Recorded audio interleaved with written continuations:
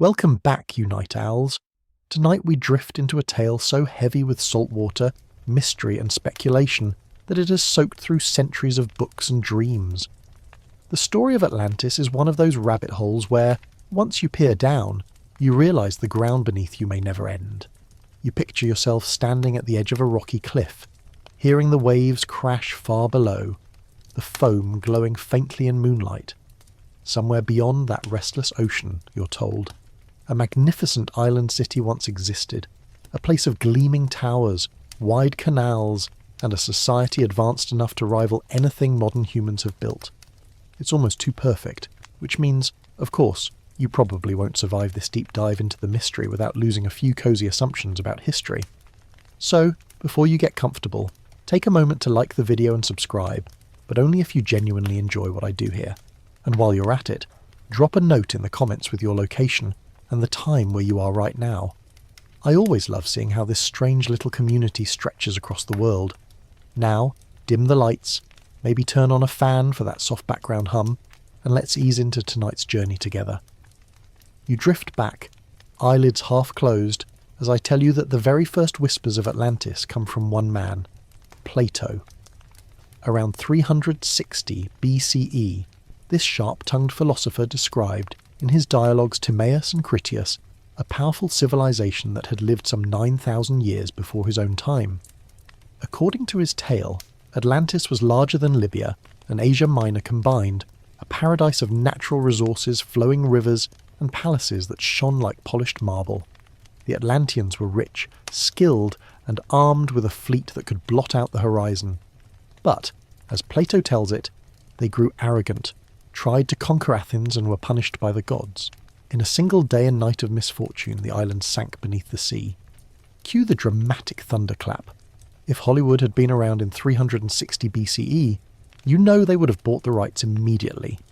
The straightforward reading is that Plato made it all up as an allegory, a way to warn Athenians about hubris, greed, and the dangers of thinking your empire will last forever.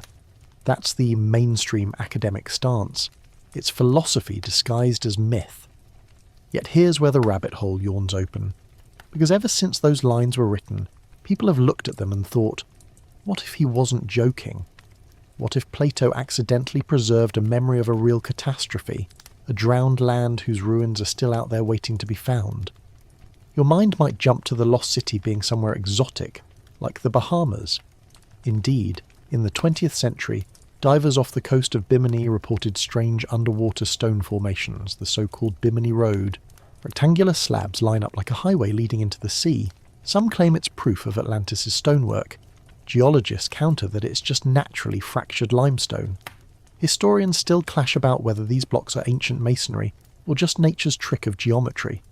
Either way, the idea of a highway beneath the waves has inspired countless novels, documentaries, and at least 3 questionable History Channel specials, where men with fabulous hair insist it was definitely aliens. And there lies one of the quirks of this rabbit hole. Atlantis is less a single mystery than a magnet, pulling in every theory under the sun. Some place it in the Mediterranean, pointing to the eruption of Thera, modern Santorini, around 1600 BCE. That cataclysm blew apart an advanced Minoan city, leaving ash clouds so immense that they darkened skies across Egypt. Imagine an island paradise literally exploding, walls of seawater racing across the Aegean. It's tempting to see in that disaster the echo that reached Plato's ears, distorted by centuries of retelling. Others argue the story records distant memories of the flooding of the Black Sea, or even of Ice Age coastlines swallowed when glaciers melted. You start with one legend, and suddenly you're trawling through geology, archaeology, and the climate records of 10,000 years ago. Let's not forget the fringe theories, the ones that make late-night YouTube binges so addictive. Atlantis, some claim, was Antarctica before it froze over. Picture penguins guarding ancient Greek temples. It's a visual you won't shake quickly. Others place it in the Caribbean, with underwater pyramids spotted by sonar scans. Then there's the school of thought that insists Atlantis wasn't an island at all, but rather an advanced alien outpost, teaching humans about astronomy and geometry before vanishing. Quirky? Absolutely. But the sheer persistence of these ideas shows how hungry people are for a lost golden age. a civilization superior to ours whose fall might carry lessons we keep ignoring. Now imagine yourself walking along a coastal ruin at twilight, gulls wheeling overhead. You see blocks tumbled like dice, seaweed curling around their edges. Your hand brushes the stone, wondering if some Atlantean once touched this same surface. It's a haunting thought, that beneath every wave could lie a chapter of history we've forgotten. Even serious oceanographers admit that most of the seafloor remains unmapped. The world's coastlines were much lower during the Ice Age. Whole cities could have been drowned when the seas rose. So while the mainstream line insists Atlantis is a parable, there's always that shiver. Maybe somewhere, beneath silt and coral, remnants wait. Scholars also wrestle with Plato's timeline. He claims Atlantis sank 9,000 years before his day, which would place the catastrophe around 9,600 BCE. That coincides eerily with the end of the Younger Dryas, a sudden warming period when glaciers melted rapidly and sea levels surged. Some researchers whisper that this alignment is more than coincidence, that perhaps Plato preserved a dim cultural memory of that upheaval. Historians continue to argue fiercely about whether human societies at that time were advanced enough to inspire such myths. After all, the ruins of Göbekli Tepe in Turkey, dated to roughly 9,600 BCE, prove that organised monumental building existed earlier than once thought. Could Atlantis be one of many early experiments in civilization, drowned and forgotten? Let's pause for a playful aside. If Plato were alive today, he'd probably be horrified to know his tale is fueling Reddit threads about undersea UFO hangars. He just wanted to lecture some Athenian aristocrats about morality, not launch a multi-millennia scavenger hunt. But that's the trouble with stories. They take on lives of their own. Like that one time you told your friend a casual joke and 5 years later, it's the only thing they remember about you. Plato's myth has slipped out of his hands and into ours, becoming a collective obsession. An obsession, as you may know, drives treasure hunters. Whole lifetimes have been poured into expeditions searching for Atlantis.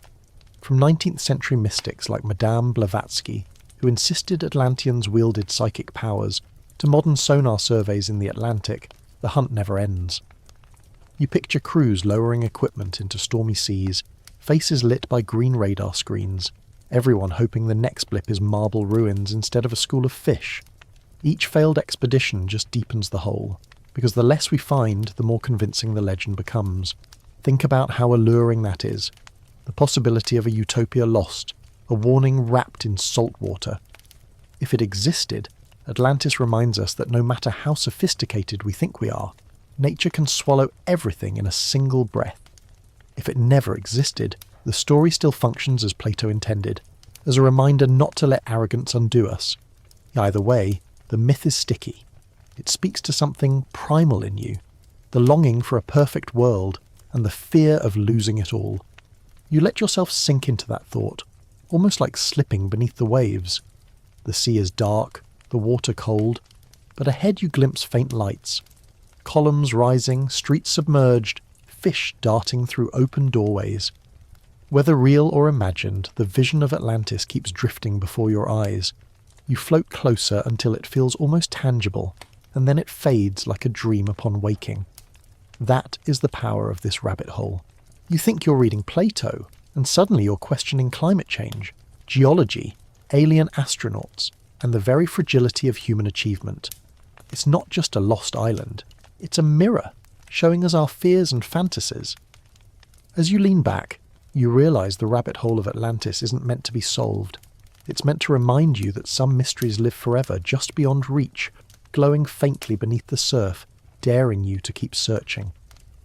You shuffle deeper into the corridors of history, the echo of your steps mixing with the low hum of candlelight against stone walls.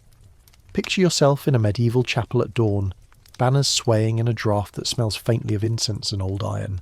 At the altar kneels a line of men in white mantles marked with a red cross, the poor fellow soldiers of Christ and of the Temple of Solomon, better known as the Knights Templar.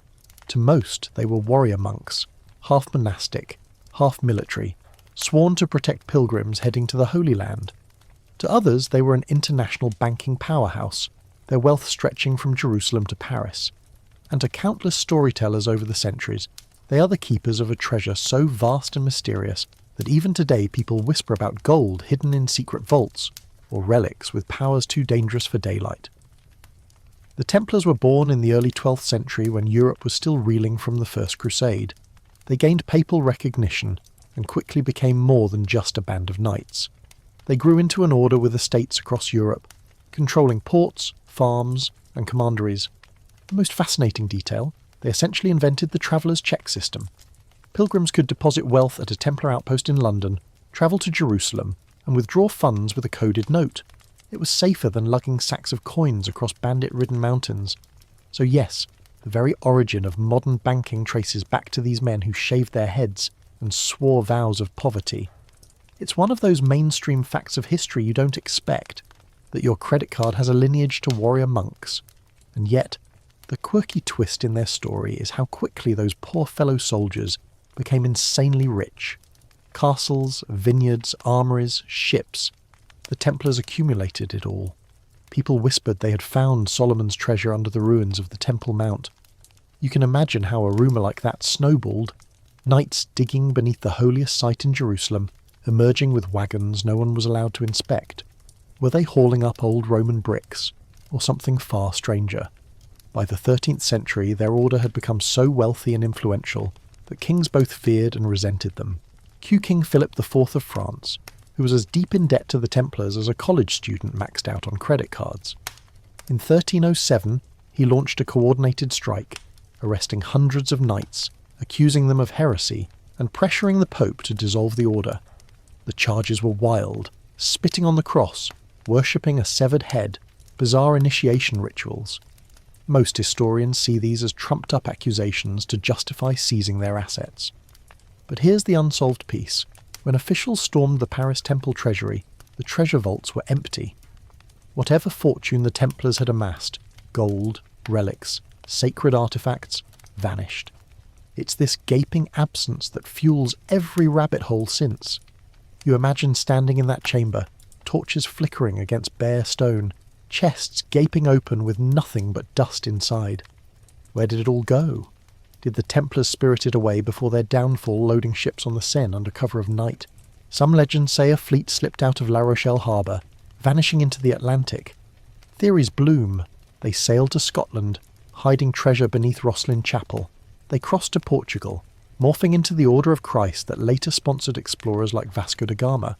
Or, in the wildest tellings, they sailed all the way to the New World a century before Columbus. Historians continue to spar over whether there was ever a treasure at all. Maybe the Templars' true wealth wasn't physical gold, but debts owed to them, vanished when the order collapsed. But then you stumble on little details that keep the spark alive, like 14th century records noting strange symbols carved in Scottish abbeys, or families claiming descent from knights who carried secrets across Europe.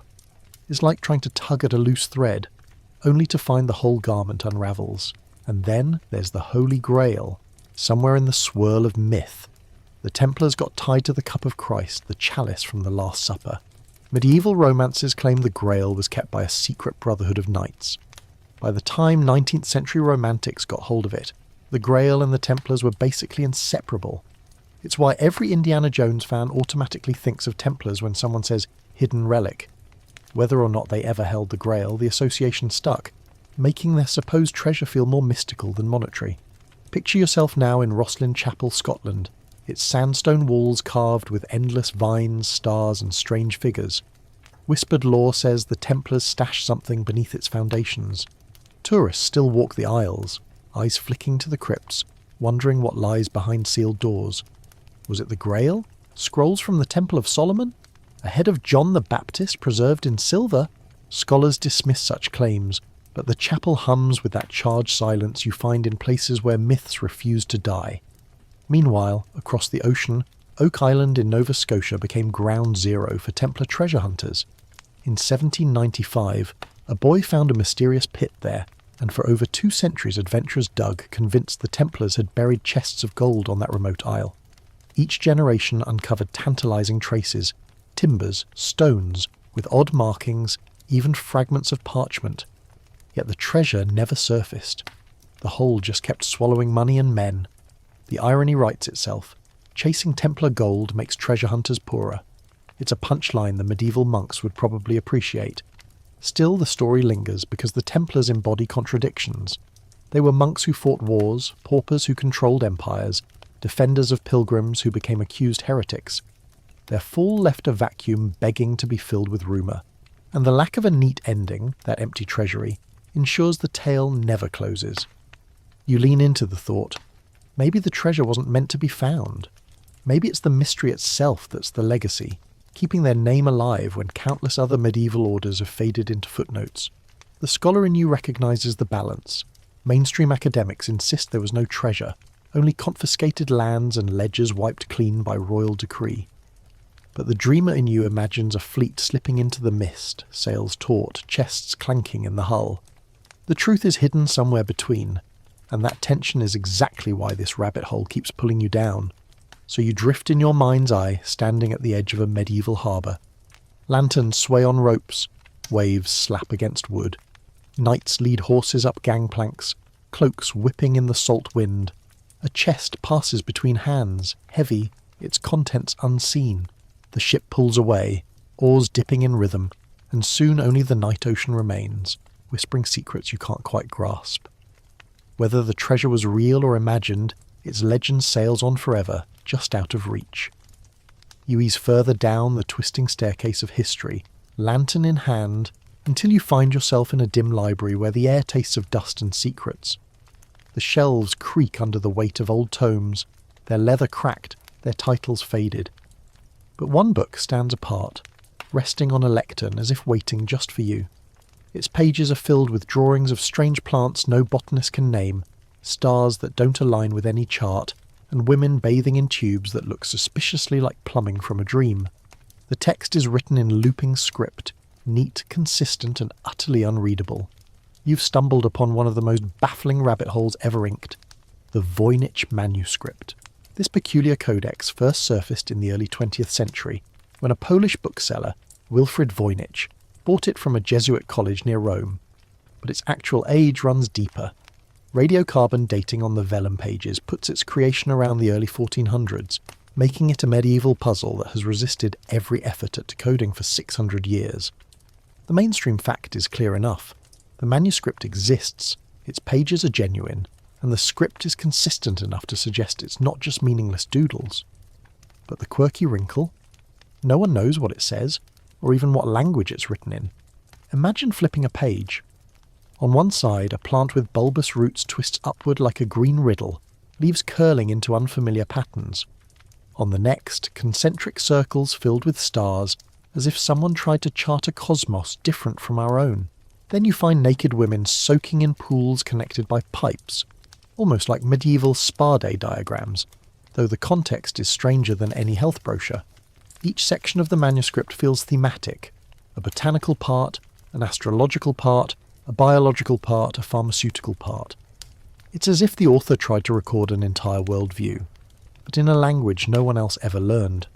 Scholars have tried every trick in the cryptographic playbook. During World War II, codebreakers who cracked Japanese ciphers were asked to test their skills on the manuscript. They failed. Modern computer analysis has tried to map statistical patterns of the script. The results show that the Voyniches language has structure, word frequency and grammar-like distribution, but no known tongue matches it. Historians still debate whether this proves it's a real language or a masterful hoax. The absence of any other texts in the same script only deepens the mystery. Of course, theories blossom like weeds.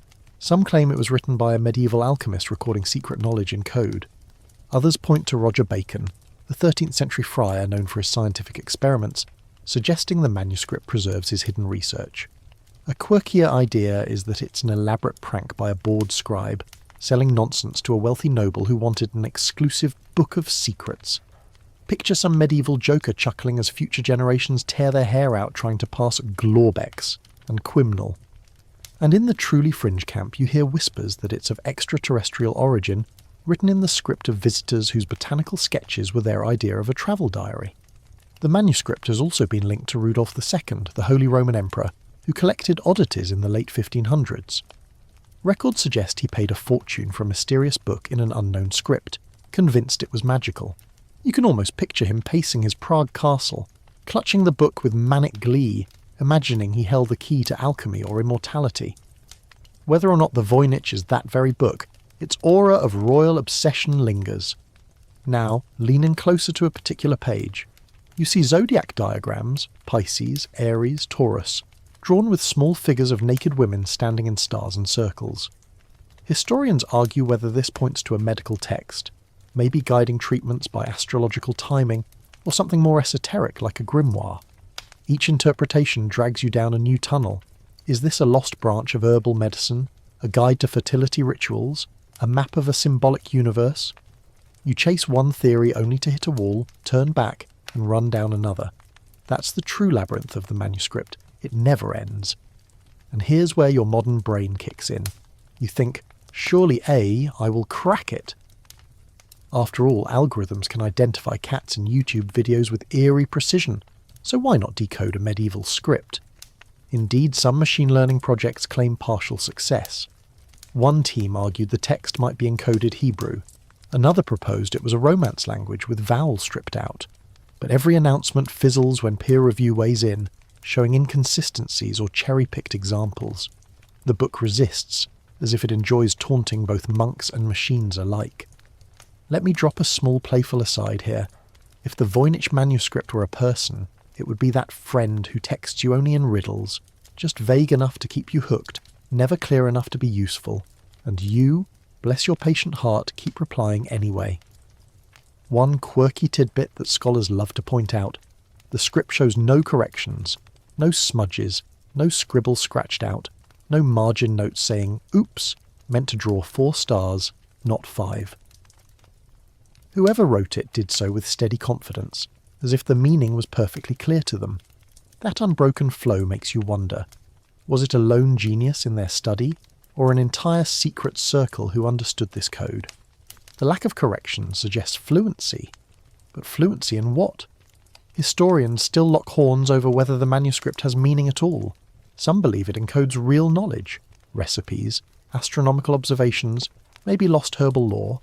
Others argue it's a cipher with no plain text, just gibberish crafted to look structured. One scholar once compared it to medieval lorem ipsum, yet even skeptics admit, if it was a hoax, it's the most dedicated one ever executed. Who spends years painting plants, stars and bathtubs just for a joke? You lean back and imagine the unknown scribe hunched over the parchment by candlelight, quill scratching steadily. The world outside might have been caught in wars and plagues, but here, in ink and vellum, they built a universe only they could read. Maybe the manuscript isn't meant for us at all. Maybe it was a private meditation, a self-contained world where meaning mattered only to its maker. Still, the allure of unlocking it is irresistible. Treasure hunters dig for gold, but codebreakers dig for meaning, and the Voynich remains their ultimate buried chest. Each year new theories sprout like the plants in its pages, only to wither when tested. And yet, like Atlantis or the Templar treasure, the mystery is its own reward. It pulls you deeper, promising that just one more page, one more algorithm might crack it open. As your eyelids grow heavy, you imagine yourself standing in that quiet library again, the book before you, its script curling like vines. You reach out, trace a word with your finger, hoping to feel some pulse of recognition. But the letters remain silent, as they always have, as they perhaps always will. The silence itself becomes part of the charm, because sometimes the unanswered question is what keeps the story alive. The Voynich manuscript, closed once more, hums softly on the lectern, patient, eternal, and unreadable. You slip now from the quiet of libraries into the echoing chill of medieval stone, where torchlight flickers against damp walls and the air feels thick with whispers. You find yourself in the Tower of London, one of the most haunted addresses in English history. The fortress looms like a stern sentinel beside the Thames, its stones heavy with the weight of executions, betrayals, and whispered prayers never answered. But among its many tragedies, one tale eclipses all others: the disappearance of 2 young boys who carried a crown in their blood but never wore it. This is the rabbit hole of the princes in the Tower. The year is 1483. Edward IV, King of England, dies suddenly, leaving his 12-year-old son, Edward V, as heir. By his side is the boy's younger brother, Richard, Duke of York, aged just 9. You can picture them, 2 children, wide-eyed, newly fatherless, and standing at the threshold of power they barely understood. The country is unstable, factions already circling like hawks. Into this storm steps their uncle, Richard, Duke of Gloucester. His duty is to protect the boys until the coronation, but within months, Uncle Richard seizes the throne for himself, crowning himself Richard III. The princes vanish inside the tower, never seen again. The mainstream fact is straightforward. The boys disappeared in 1483 and no contemporary record explains what happened. That vacuum has fueled centuries of speculation. Did Richard III order their murder to secure his throne? Did rivals remove them to frame him? Or were they spirited away in secret, living out hidden lives as exiles? The story balances on that absence. The moment the tower doors closed, history blurred. The quirky detail that lingers in accounts is how ordinary their imprisonment appeared at first.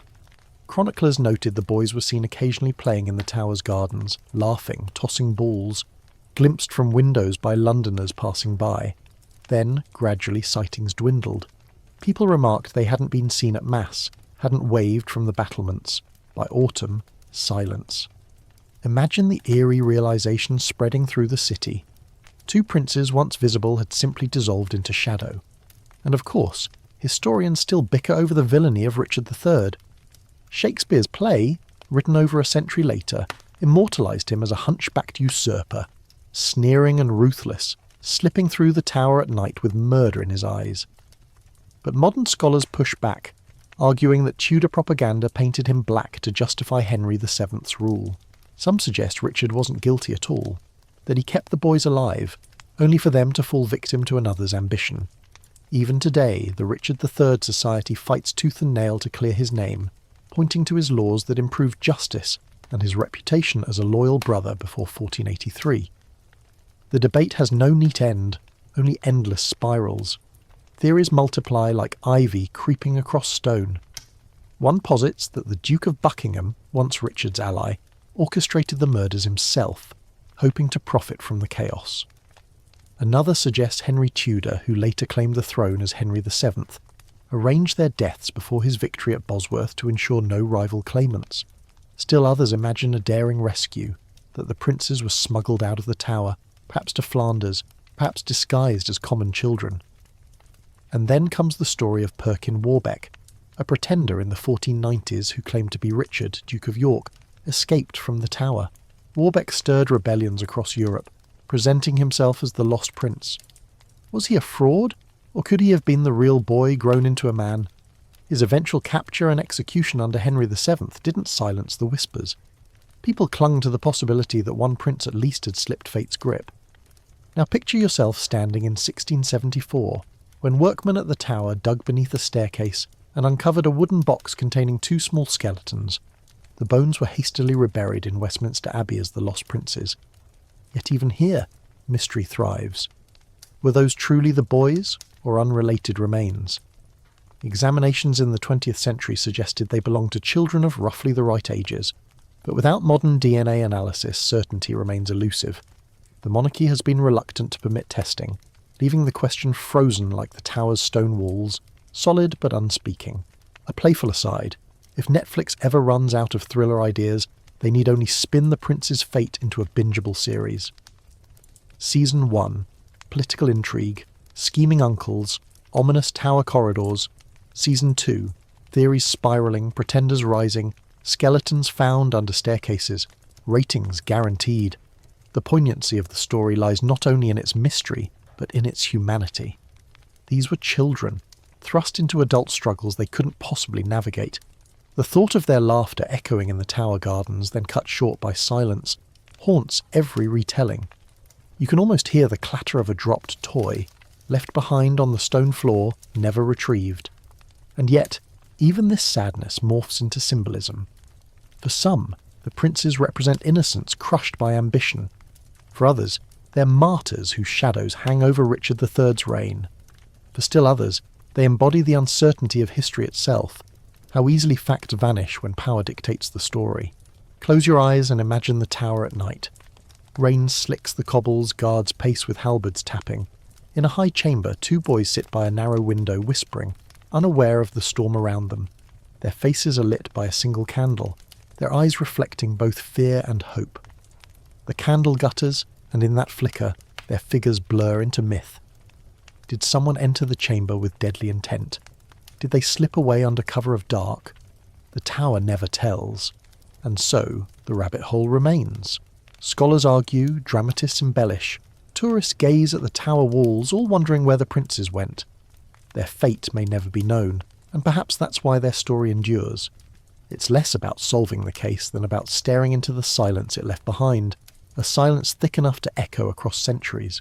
You move now from the damp stones of the tower to the humid shores of the New World, where salt marshes stretch wide, mosquitoes whine in the twilight, and the Atlantic crashes endlessly against the barrier islands of North Carolina. Here, in the late 1500s, England planted one of its first attempts at colonisation, and here, on Roanoke Island, more than 100 men, women and children built homes, tilled the sandy soil, and vanished. No battle was recorded, no plague chronicled, no graves neatly marked, just a ghost colony, its absence preserved like a footprint in wet sand. This is the rabbit hole of Roanoke, the place where history itself seems to have packed up and slipped away overnight. The mainstream account begins in 1587, when about 115 settlers, led by Governor John White, arrived to establish a permanent English presence in the Americas. Among them was White's own daughter, Eleanor Dare, who gave birth to Virginia Dare, the first English child born in the New World. You picture her tiny form swaddled in rough linen, her cry mingling with the crash of distant waves. For England, this colony was more than an outpost. It was a foothold, proof they could rival Spain's sprawling empire. But the settlers struggled almost immediately. Supplies dwindled, relations with local tribes frayed, and tensions mounted. After less than 2 months, John White sailed back to England to plead for reinforcements. He left behind his daughter, his granddaughter, and the rest of the colonists, promising to return swiftly. Yet storms, war with Spain, and political delays kept him away for 3 long years. When he finally returned in 1590, the settlement was abandoned. The houses were dismantled, not burned, suggesting no sudden raid, and carved into a post was a single word, Croatoan. On a nearby tree, 3 cryptic letters, CRO. The colony's fate was reduced to a clue fit for a riddle. The quirky tidbit that sticks in your imagination is that John White took the carving as a message left for him. He had agreed with the colonists that if they moved under duress, they would carve a cross to indicate danger. But no cross was found, only Croatoan, the name of a nearby island and its native inhabitants. White desperately wanted to sail there, convinced he would find his family alive. But storms and dwindling supplies forced the expedition back to England. He never returned. You can almost feel his anguish, trapped in the irony of being the governor of a colony he could never reach again. And here begins the spiral. Did the colonists relocate peacefully to Croatoan Island, joining the friendly tribe there? Or were they absorbed into other groups, their English identity slowly dissolving over generations? Some historians argue the settlers assimilated with native communities, their descendants hidden in plain sight. Others contend they starved, perished in storms, or fell victim to hostile tribes. Still others believe they tried to sail back to England in makeshift boats, swallowed by the Atlantic. Each theory offers pieces, but none completes the puzzle. The scholarly disputes get sharper the deeper you go. Archaeologists uncover artifacts, European tools, fragments of pottery, scattered across different sites inland. Some see these as evidence the Roanoke colonists split into smaller groups, merging with tribes. Others argue the finds could have come from later trade, not from the vanished settlers themselves. Historians still wrestle with whether the colonists disappeared in a single dramatic event, or simply melted into the fabric of America long before Jamestown was founded. One especially quirky tangent emerged in the 20th century, the Dare Stones. Beginning in the 1930s, carved rocks surfaced across the southeast, purporting to tell the fate of Eleanor Dare and her companions. Some stones claimed they had moved inland, faced attacks, and dwindled to just a few survivors. For a brief time, these stones captivated researchers, but most are now considered hoaxes, deliberate fakes sold to gullible collectors during the Depression.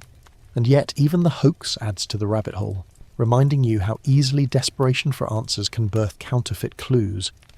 And what about Virginia Dare, that first English child? She became a figure of American folklore.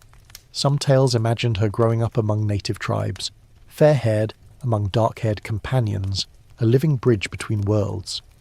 Others spun darker myths. One legend says she was transformed into a white doe, roaming the forests, an eternal reminder of Roanoke's ghostly legacy. You can almost see her spectral form in moonlight, deer eyes wide, vanishing into the pines before you can approach. Historians still clash about whether to call Roanoke a failure or simply an unsolved chapter. Jamestown, founded 20 years later, succeeded in part because it learned from Roanoke's struggles. But the emotional pull of the lost colony overshadows even Jamestown's triumphs. There's something irresistible about a settlement wiped clean, leaving only cryptic letters and absence. It's not just a historical puzzle, it's a human one. Imagine being one of those colonists waving goodbye to John White, trusting his return and waiting as seasons passed and no ships came. At what point did hope fade into the realization that England had abandoned them?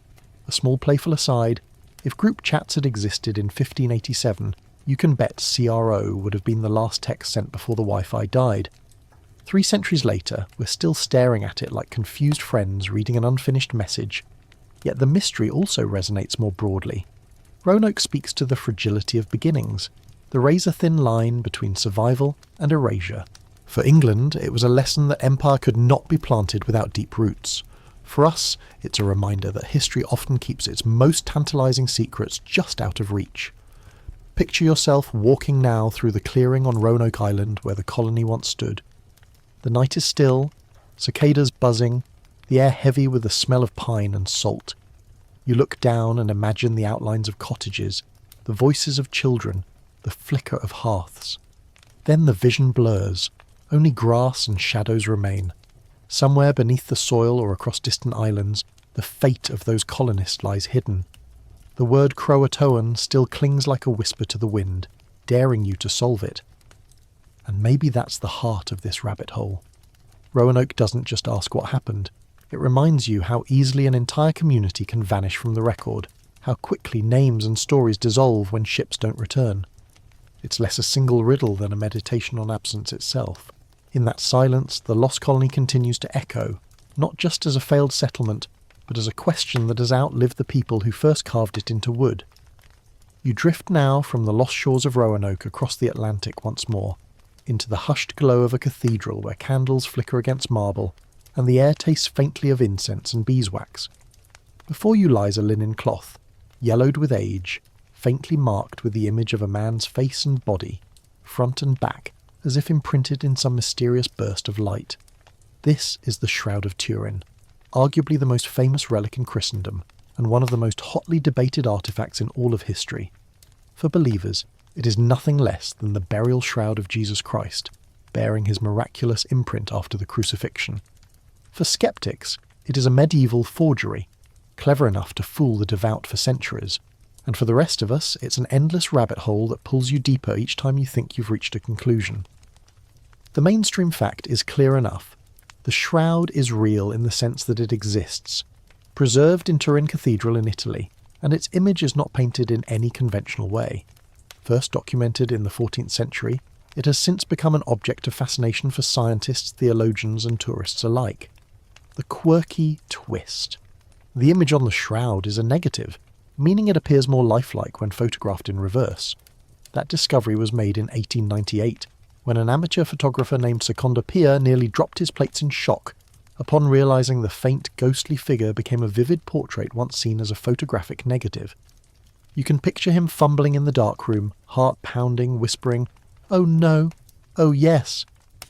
And yet historians still wrestle with the biggest question. Is the cloth truly 2,000 years old, or was it crafted much later? Radiocarbon dating performed in 1988 delivered a thunderbolt.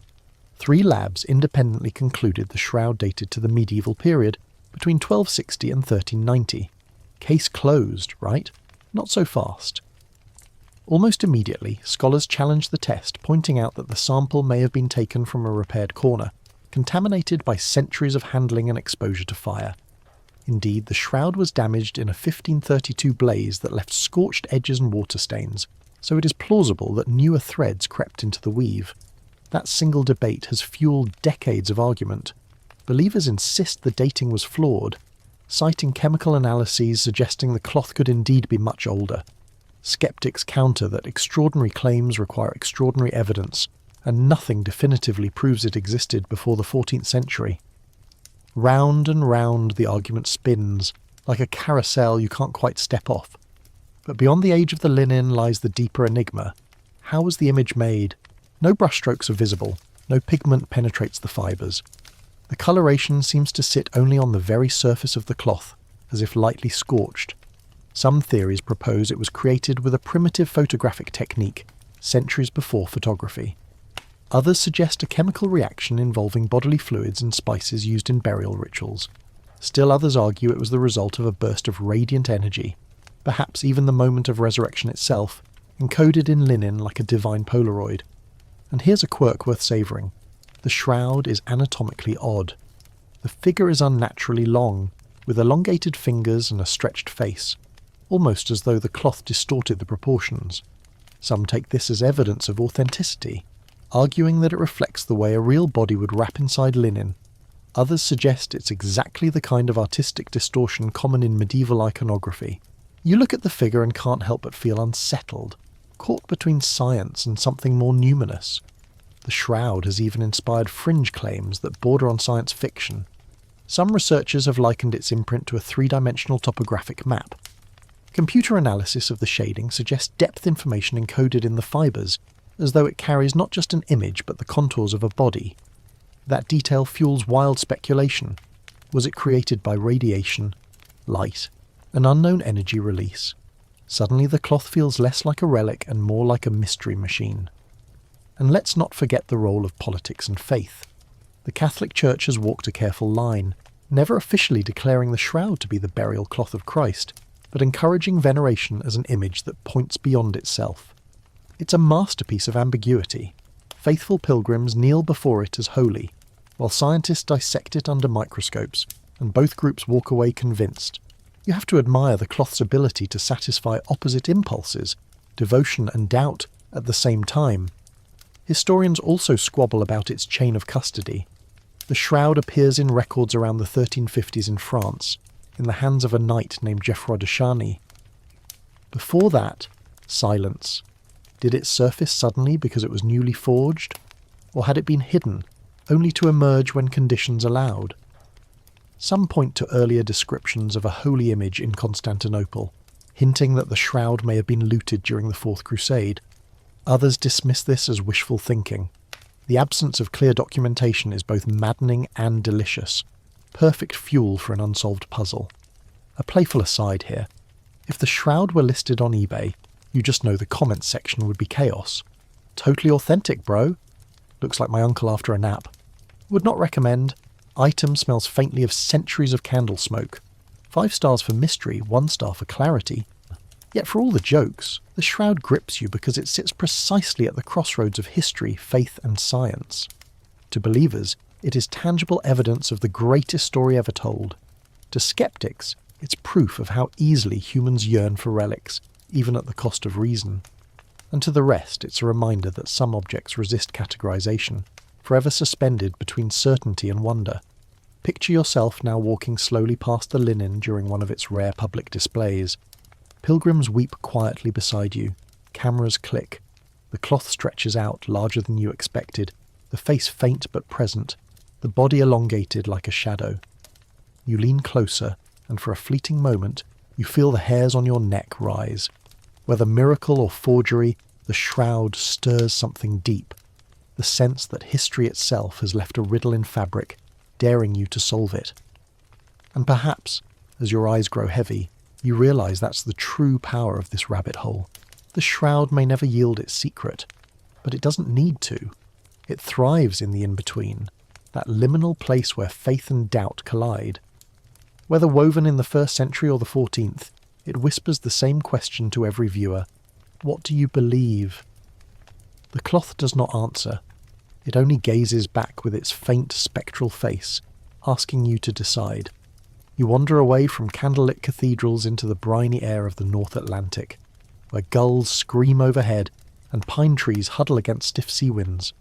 Off the coast of Nova Scotia lies a modest patch of land, unassuming at first glance, but harbouring one of the most tantalising rabbit holes in history. Locals call it Oak Island, but for more than 2 centuries treasure hunters have known it as the site of the Money Pit, a shaft that seems to swallow both fortunes and reason.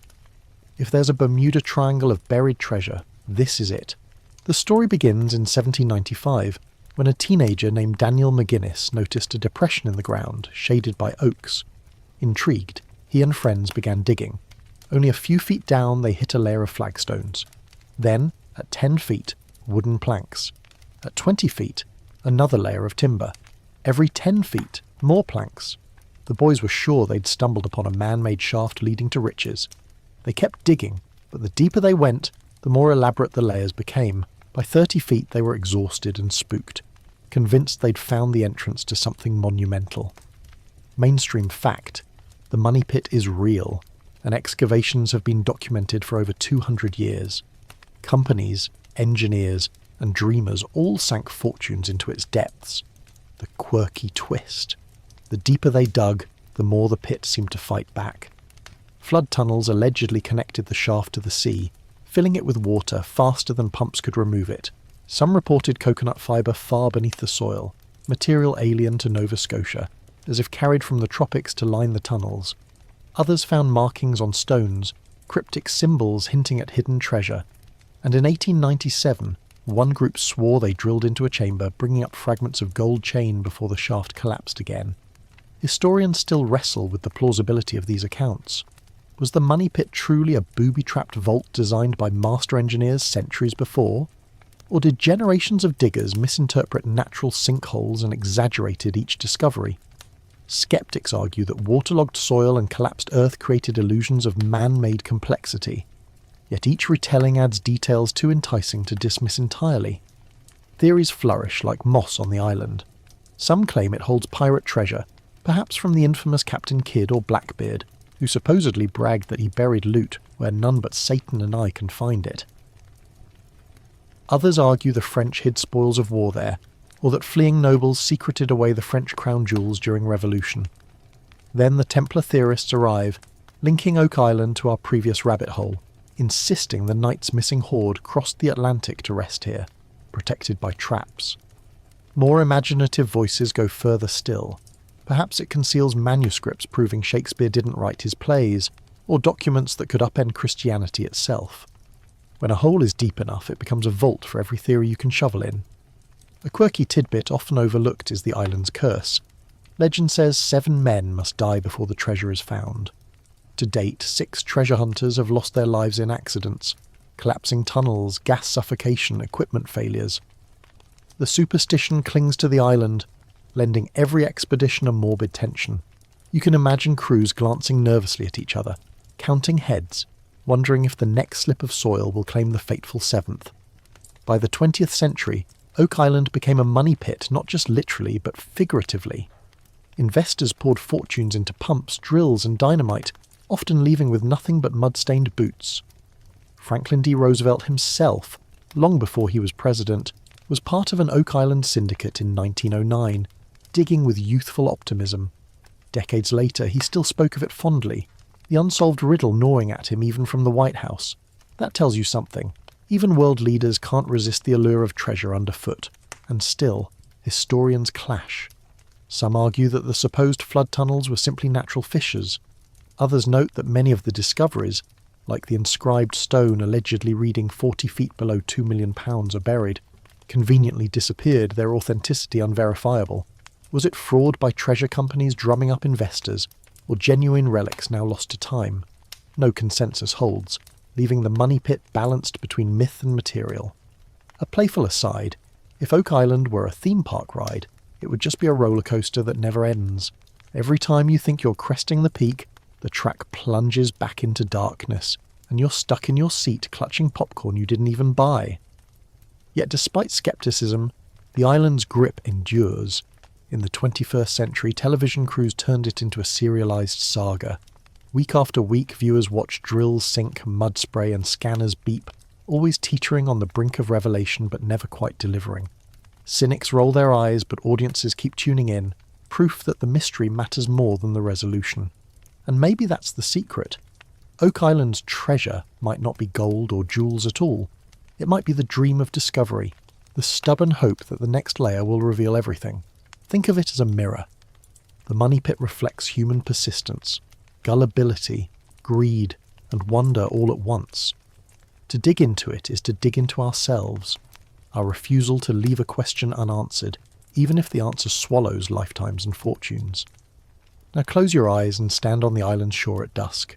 The tide laps softly, and the pit lies inland, dark and waiting. You hear the sigh of the wind through the oaks, almost like a whisper. Dig deeper. You step forward, spade in hand, knowing countless others have stood here before you, hearts racing with the same anticipation. The hole yawns in the earth, bottomless not because of depth, but because no discovery can ever truly fill it. That's the essence of Oak Island's rabbit hole. It isn't about what lies at the bottom, it's about the endless chase. A pit that devours treasure hunters becomes, in the end, the most valuable treasure itself. A story too rich to ever be exhausted. You leave behind the windswept coast of Nova Scotia and step into a chamber lit not by torches or lamps, but by something stranger. Pale light refracting through quartz, shadows bending in ways your eyes don't quite trust. Before you rests a human skull carved from a single block of crystal, smooth and translucent, catching the glow as if alive. You tilt your head, and it seems to tilt back. Welcome to one of the most bizarre rabbit holes of history, the crystal skulls. These artifacts first came to public attention in the 19th century, when European collectors began displaying crystal skulls said to have come from Central and South America. The mainstream fact is simple. At least a dozen such skulls exist, housed in museums and private collections. The British Museum has one, the Smithsonian another, and others float around in the hands of enthusiasts and dealers. They're generally the size of a real human cranium, some carved with remarkable precision. The most famous of all is the Mitchell Hedges skull, a flawless piece of clear quartz allegedly found in Belize in the 1920s by the adopted daughter of explorer F.A. Mitchell Hedges. Its teeth are so detailed, its finish so polished, that it feels almost impossible to imagine it carved with pre-Columbian tools. The quirky tidbit that electrifies the imagination is that no one has ever convincingly explained how such skulls could be made using the stone tools of Mesoamerican cultures. Quartz is notoriously hard. Even modern sculptors would struggle to carve it with such symmetry without power tools. Some suggest it would take decades of rubbing with sand and water to grind it into shape.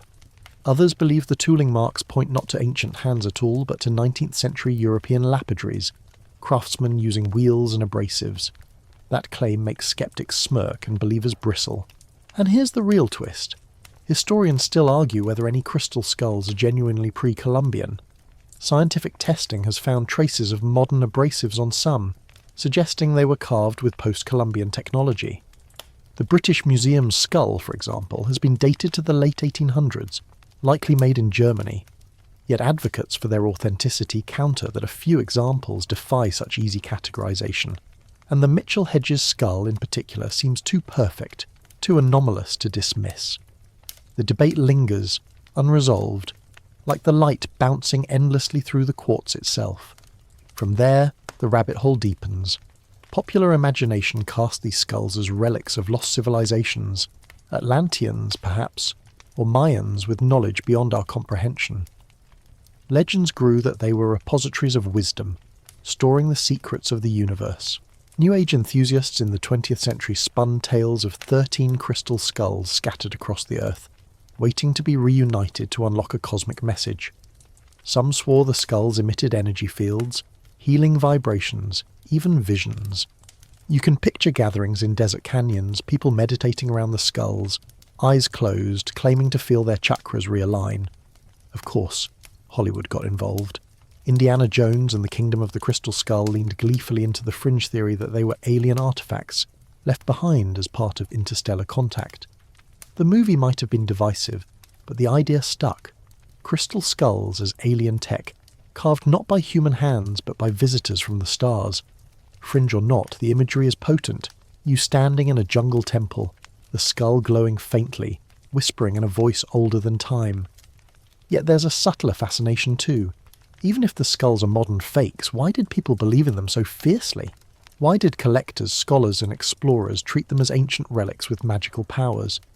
Perhaps it's because the human skull itself is such a charged symbol. Death, life, consciousness, mystery. Carve it in translucent quartz and you amplify that symbolism into something uncanny, something that feels like it bridges flesh and eternity. A playful aside here, if Etsy had been around in the 1800s, crystal skulls would have been the ultimate hipster decor. Handmade, ethically sourced, possibly Atlantean, cleanses negative vibes while doubling as a conversation starter. 5 stars. But underneath the jokes lies the genuine pull. You hold a skull in your hands, cool and heavy, and it feels wrong that it's both clearly human-shaped and clearly not human. It blurs the line between artifact and apparition. The light refracts in its hollows, and you think you see movement, your own reflection, or maybe something else. That tension keeps people staring far longer than they'd admit. Historians still lock horns over what the skulls reveal about us. Are they evidence of gullibility? Of our tendency to romanticize the exotic and project mysteries onto the unfamiliar? Or are they reminders that history is rarely as clean as textbooks pretend, that objects can carry meanings beyond their dates and provenances? Either way, they endure in museum cases and New Age altars alike, humming with that peculiar aura of being at once dismissed and desired. Picture yourself now in the rainforest, vines curling overhead, cicadas droning. You enter a ruined temple, moss dripping from stone faces carved centuries ago. On the altar rests a crystal skull, its eye sockets filled with refracted green light. You reach out, fingertips brushing its cold surface. For a moment you feel as if it remembers you, as if it has waited. Then the vision dissolves, and you're left only with the echo of wonder, the rabbit hole widening beneath your feet. That's the paradox of the crystal skulls. Whether they're ancient relics, clever 19th century forgeries, or props in cosmic storytelling, they refuse to lose their grip. They remind you that sometimes mystery itself is the technology, an engine that powers fascination, belief, and endless curiosity. The skull grins silently back at you, a reflection in crystal of your own longing to know. The fog rolls in now, thick and yellow under the flickering glow of gas lamps. You find yourself wandering through London's East End in the autumn of 1888. Cobblestones slick with rain, alleys twisting into darkness where the smell of coal smoke mixes with something far more metallic. A clock somewhere tolls midnight, and your footsteps echo in a district where poverty, desperation and fear cling as tightly as the soot on the walls. Here, in Whitechapel, you walk the same streets as the most infamous killer never caught, Jack the Ripper. The mainstream fact of the case is both simple and chilling. In a span of a few months in 1888, at least 5 women, Mary Ann Nichols, Annie Chapman, Elizabeth Stride, Catherine Eddowes and Mary Jane Kelly, were brutally murdered.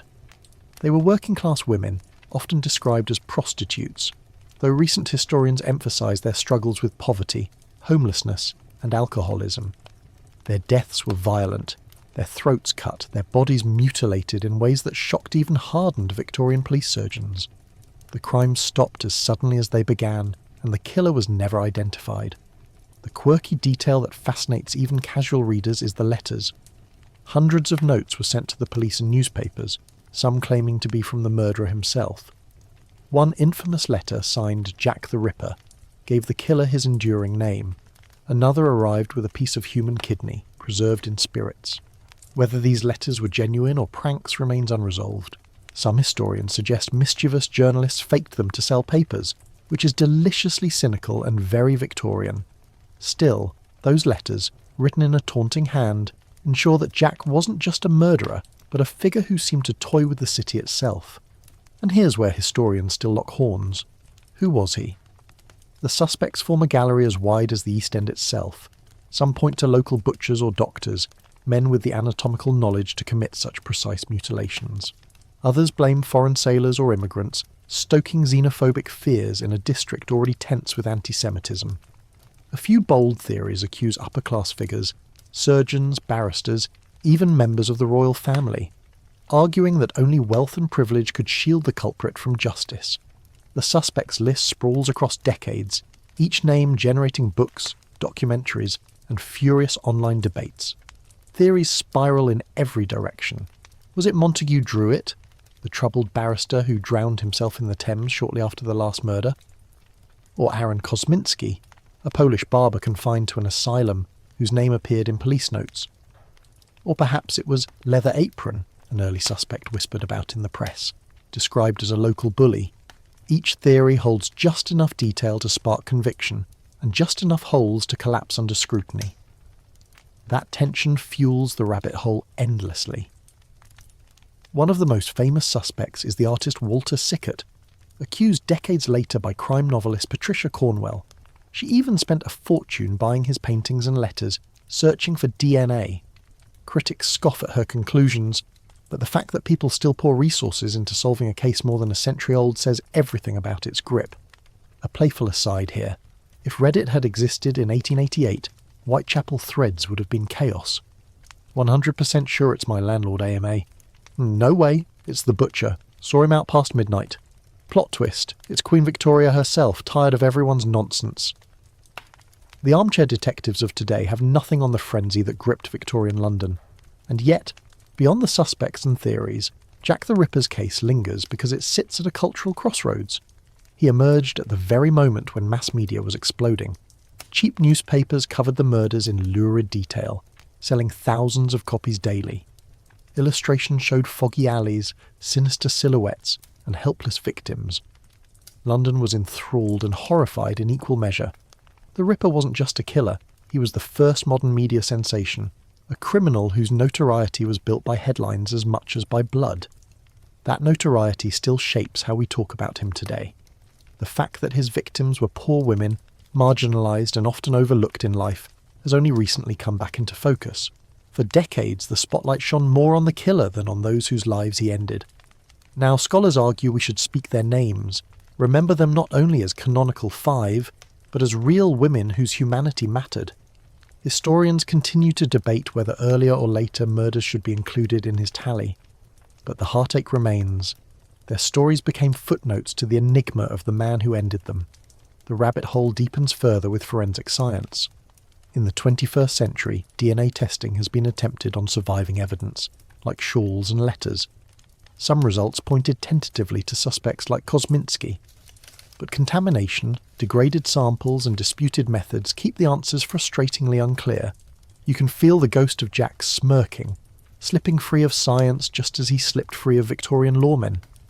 Picture yourself now walking Whitechapel at night. The fog curls thick, gaslights glow faintly and the air reeks of damp wool and coal. You hear footsteps behind you, but when you turn, the street is empty. Shadows loom longer than they should. Somewhere a clock strikes 3. The city feels alive with tension, as if the Ripper might step from the mist at any moment. That's the strange magic of the case. Though more than a century has passed, it still feels present. The fear never quite disperses.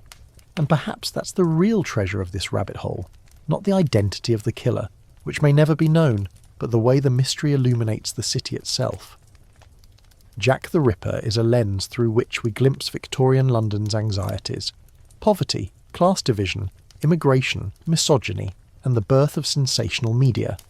His shadow stretches further than the murders, touching everything from literature to film. Sherlock Holmes himself was shaped in part by the city's hunger for detectives who might catch such killers. As your eyes grow heavy, you picture the fog lifting, the gas lamps guttering out, Whitechapel's alleys empty into silence, and Jack slips once more into legend.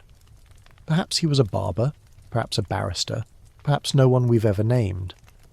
The mystery endures because it asks not only who, but why. And because history has no neat answer, only an unfinished case file left open under a dim lamp. You wander now from the choking fog of Whitechapel into a far different landscape, an endless desert plain in southern Peru, where the ground itself has been carved into vast shapes that only make sense when seen from above. The sun beats down mercilessly, the air is bone dry, and the earth is a dusty red brown. At first you notice only lines stretching out before you, shallow grooves in the desert floor. But as you keep walking, the lines begin to form patterns. A hummingbird with wings spread wide, a monkey curling its long tail, a spider stretched delicate and thin. These are the Nazca lines, etched into the soil more than 1,000 years ago, and they pull you down one of history's strangest rabbit holes. The mainstream fact is that these geoglyphs were created by the Nazca culture, which flourished between 200 BCE and 600 CE. By removing the reddish surface pebbles to reveal the lighter earth beneath, they created lines that have endured for centuries thanks to the desert's extreme dryness and lack of wind. Some figures stretch hundreds of feet across. Standing on the ground, you can barely discern their form, but from the air they reveal themselves in breathtaking clarity. And that is where the mystery begins. How did a people with no airplanes or satellites design figures only visible from the sky? The quirky detail that enchants researchers is the sheer scale of it all. One of the longest figures, the heron, spans more than 900 feet. The monkey's tail coils into a perfect spiral, as precise as if drawn with a compass. Some lines run arrow straight for miles, crossing hills and valleys without wavering. To accomplish this with ropes, stakes, and human effort alone is possible, but astonishing. It's like finding a 1,000-year-old laser level hidden in the sand. And here's where historians still clash. What was the purpose? One school of thought argues they were ritual pathways, walked during ceremonies to honour gods of water and fertility. In a desert where rainfall meant survival, the lines could have been offerings to the heavens, prayers inscribed in earth. Others argue the figures had astronomical functions, aligning with solstices and stars. Still others propose they were markers of underground aquifers, guiding access to water sources. No single theory explains every line and figure, and so the debate loops endlessly like the monkey's spiral. Then, of course, come the fringe ideas, the ones that make late-night documentaries irresistible. Some claim the lines are landing strips for alien spacecraft, the hummingbird and spider serving as signals to beings beyond the stars. Others insist they were messages for gods watching from above, written in a script visible only from the sky. The ancient astronaut theory may lack academic credibility, but it's hard to shake the image of a saucer descending gracefully onto the desert, greeted by Nazca priests in feathered headdresses. Even serious scholars admit the aerial visibility is puzzling. The lines make little sense on the ground. You can walk their paths for hours without realizing you're tracing a wing or a tail. It wasn't until planes flew overhead in the 20th century that their full scale was appreciated. How, then, did the Nazca ensure the proportions were correct? Some experiments suggest they could have used simple surveying techniques, scaling up smaller drawings with ropes and grids. Others believe lookout points on surrounding hills gave enough perspective. Still, standing in the desert, you can't help but marvel at the ambition to make art for the sky. A playful aside, if the Nazca people had Instagram, the geoglyphs would have been the ultimate thirst trap. Check out my 900-foot hummingbird #NoFilter. The rabbit hole deepens when you realise new figures are still being discovered. In recent years, with drones and satellite imaging, researchers have found dozens of previously unknown glyphs, some depicting warriors, others animals. It's as if the desert continues to whisper secrets, revealing new lines each time we think the mystery has been mapped. The discovery of fresh figures proves the story isn't finished, keeping the fascination alive. The figures also raise deeper questions about communication. Were the lines meant for gods, ancestors, future generations? Or were they simply a communal act of devotion, where the making mattered more than the seeing? Some anthropologists suggest that walking the lines was itself the ritual, the shape only a symbolic echo. The beauty of the Nazca lines is that they can be read as text, art, map, and prayer all at once. Historians argue not just about purpose, but about meaning.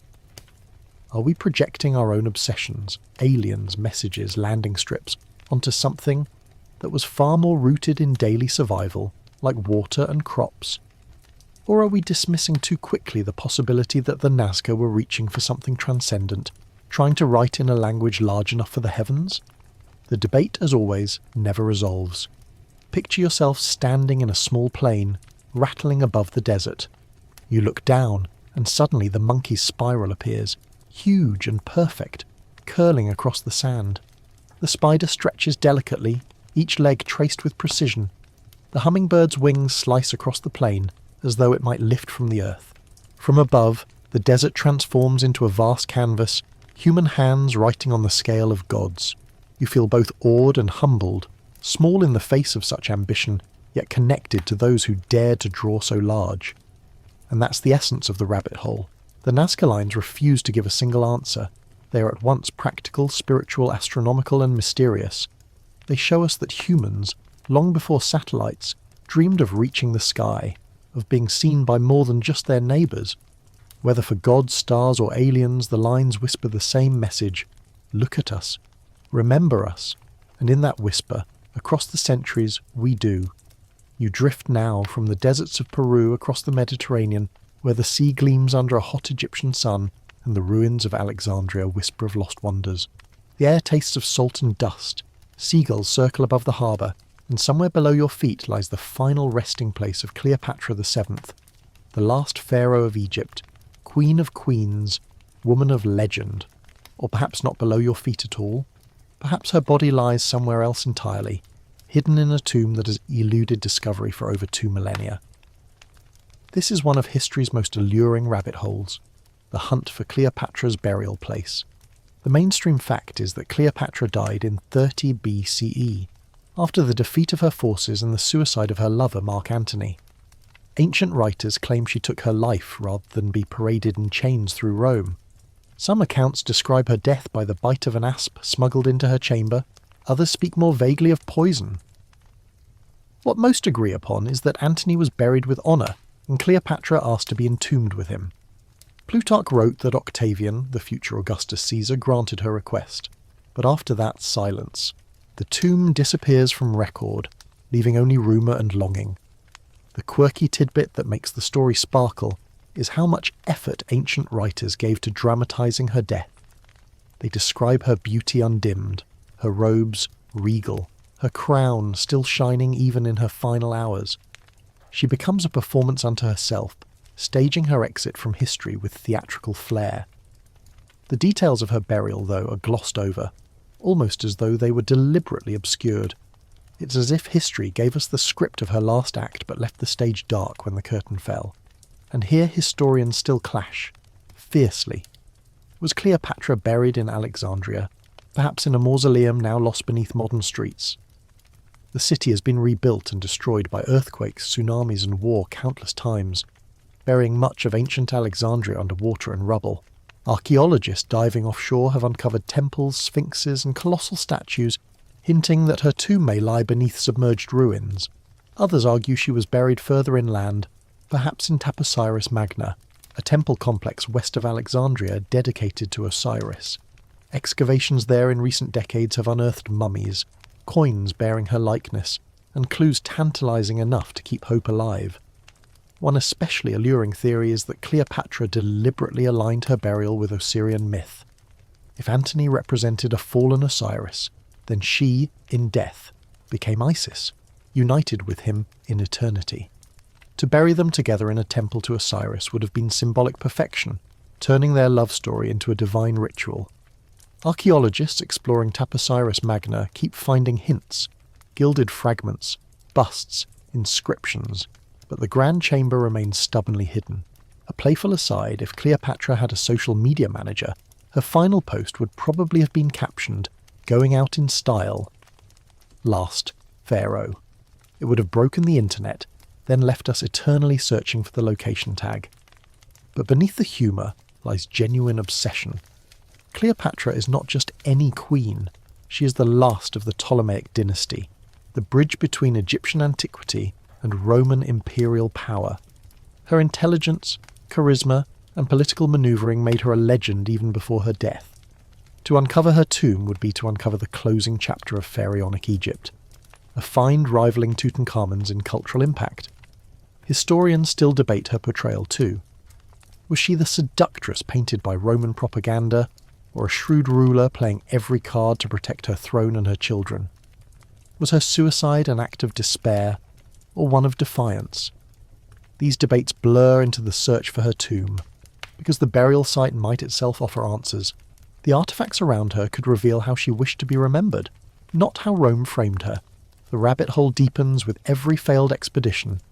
Generations of explorers have scoured Alexandria with shovels, sonar and ground-penetrating radar, each convinced they're on the brink of discovery. Each time the desert and sea swallow the evidence back. Some whisper that perhaps her tomb was deliberately concealed, hidden so well that no conqueror could desecrate it. Others imagine it was destroyed, her remains scattered, ensuring her mystery would outlast her body. And then, of course, there are the fringe claims, books and documentaries that suggest Cleopatra's body was whisked away, buried in secret chambers beneath the pyramids, or spirited off by loyal priests to an undisclosed sanctuary. One theory even suggests her burial was disguised under an ordinary-looking tomb, hiding in plain sight. Imagine now walking through the crumbled halls of Taposiris Magna. The temple columns loom, broken yet proud. Sand crunches underfoot, and somewhere below, corridors extend into darkness. You lower a torch and see faded carvings of Isis and Osiris embracing. Could Cleopatra and Antony lie beneath, their story sealed in stone? Or is this just another false lead, another tunnel in an endless maze of possibilities? Historians admit the search is as much about symbolism as it is about bones. Cleopatra's lost tomb embodies the fragility of memory, the way even the most famous figures can vanish into the sand. To find her would be to bridge the gap between myth and reality, to restore flesh to a legend. But perhaps that's exactly why she remains hidden. The mystery itself keeps her alive in ways a dusty sarcophagus never could. Close your eyes and you see her, regal, robed in gold, a serpent coiled at her arm, eyes sharp even in death. She lies in a chamber no one has found, guarded by silence, her story unfinished. Somewhere, under city streets or desert sands, Cleopatra waits. And maybe that's the point. Her final act wasn't just a dramatic death, but an eternal disappearance, leaving us forever chasing her shadow. You step now from the dry sands of Egypt into the cool shimmer of the Aegean Sea, where sunlight dapples turquoise water and schools of fish scatter like quicksilver. The year is 1901, and sponge divers exploring near the island of Antikythera stumble upon a shipwreck. They surface carrying marble statues, amphorae, and, tucked among the encrusted cargo, a lump of corroded bronze that looks at first like nothing more than a mangled gear.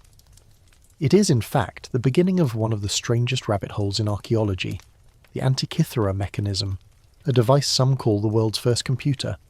The mainstream fact is this. The mechanism is real, housed today in the National Archaeological Museum in Athens. Radiocarbon dating and contextual evidence place it around 100 BCE, possibly earlier. Its fragments reveal interlocking gears, intricate teeth, and inscriptions in ancient Greek. Reconstructed, it appears to be an analogue machine that could predict astronomical positions, the movements of the sun, moon, and even eclipses. In short, a calendar of the heavens built 2,000 years before pocket calculators. The quirky detail that stuns anyone seeing it for the first time is its precision. The largest gear has over 200 teeth, cut with such accuracy that it rivals the workmanship of 18th century clockmakers. And yet, no other device of similar complexity exists from antiquity. You imagine an ancient craftsman hunched over bronze plates, filing gears with infinite patience, creating something that seems to leap centuries into the future. One artifact alone, plucked from the sea, challenges the entire timeline of technological history. And here's where historians still argue, sometimes heatedly, who made it, and why did it vanish from the record? Some believe it was designed in Rhodes, where Hipparchus and other astronomers worked. Others suggest it came from the tradition of Archimedes. But if Greeks of the 2nd century BCE could build such marvels, why do we find no others? Was this device unique, a one-off masterpiece, or merely the lone survivor of a whole tradition lost to time? The rabbit hole expands with every attempt to replicate the mechanism. Modern engineers, using X-ray tomography, have revealed hidden inscriptions on its plates, describing its functions. It could track the cycles of the moon, predict eclipses, and perhaps even model the movements of the planets. Some researchers argue it also recorded the timing of the ancient Olympic Games, a cosmic calendar aligned with human ritual. Imagine winding a crank and watching bronze dials mark not just the rising of stars but the schedule of festivals, blending science and society into one machine. A playful aside, if ancient Greeks really did use this as their version of Google Calendar, imagine the notifications. Eclipse next Tuesday, don't forget sacrifices. Olympic Games in 4 years, book your amphitheatre tickets early. But behind the humour lies awe.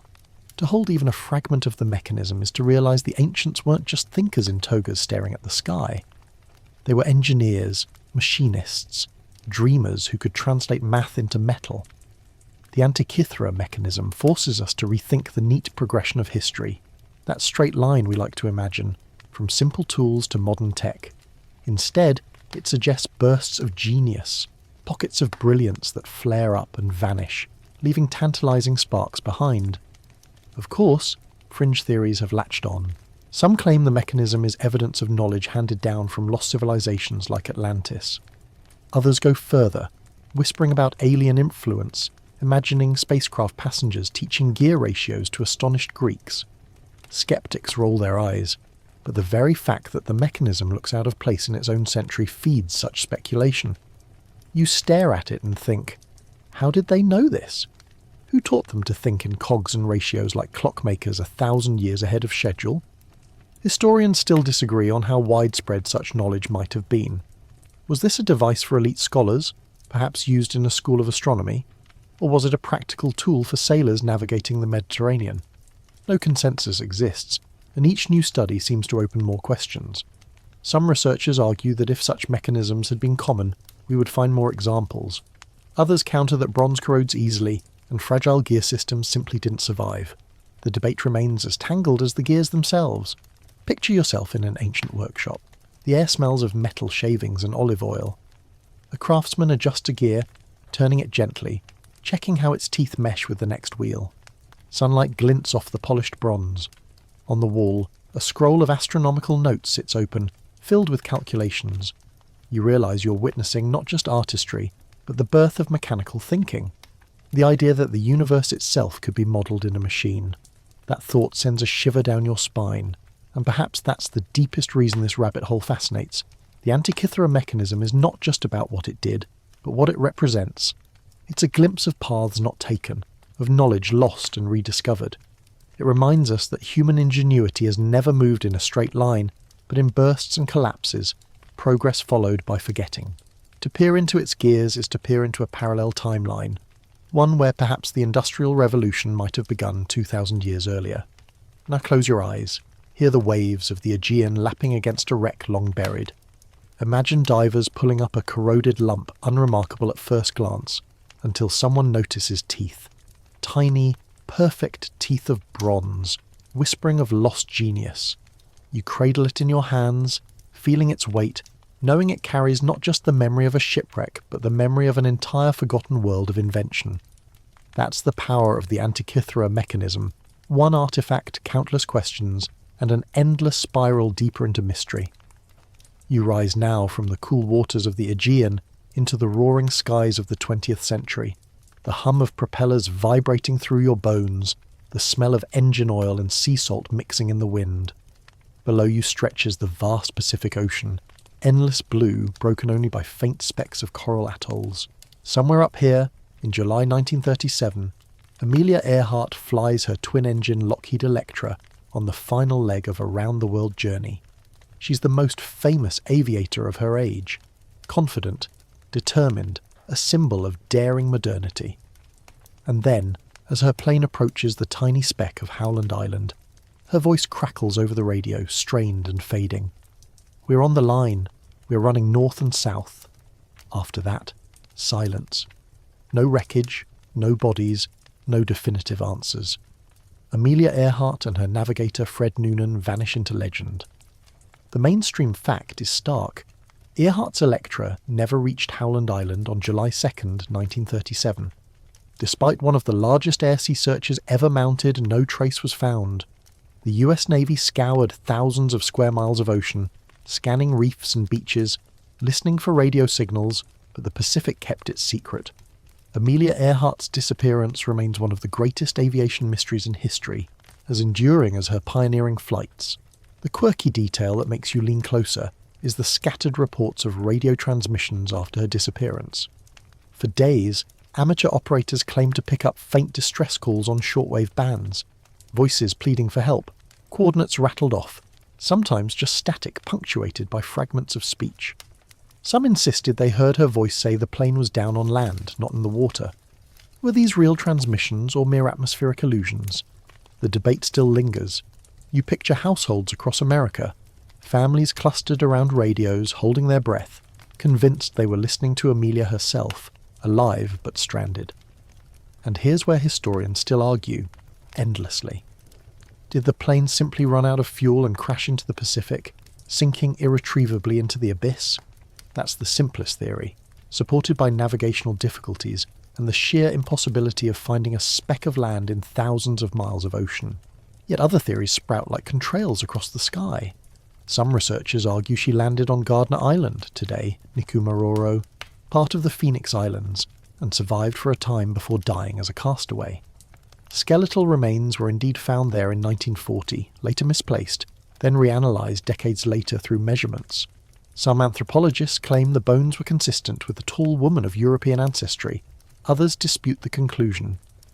The case file swings back and forth like a weather vane. Then there's the captured by the Japanese theory, which insists Earhart and Noonan fell into Japanese-controlled territory, were taken prisoner, and died in custody. This story flared especially during World War II, when propaganda and rumour fed off each other. Some claimed to recognise Earhart in blurry photographs of prisoners. Others swore locals on Saipan had seen her plane. No solid evidence has ever confirmed this, but the story refuses to die. And of course, there are the more fanciful ideas that she was a secret spy for the US government, that her disappearance was staged, even that she lived under another name in America after the war. Fringe theories flourish precisely because the official story has no neat ending. Picture yourself now standing on the reef edge of Nikumaroro, waves slapping coral, crabs scuttling across white sand.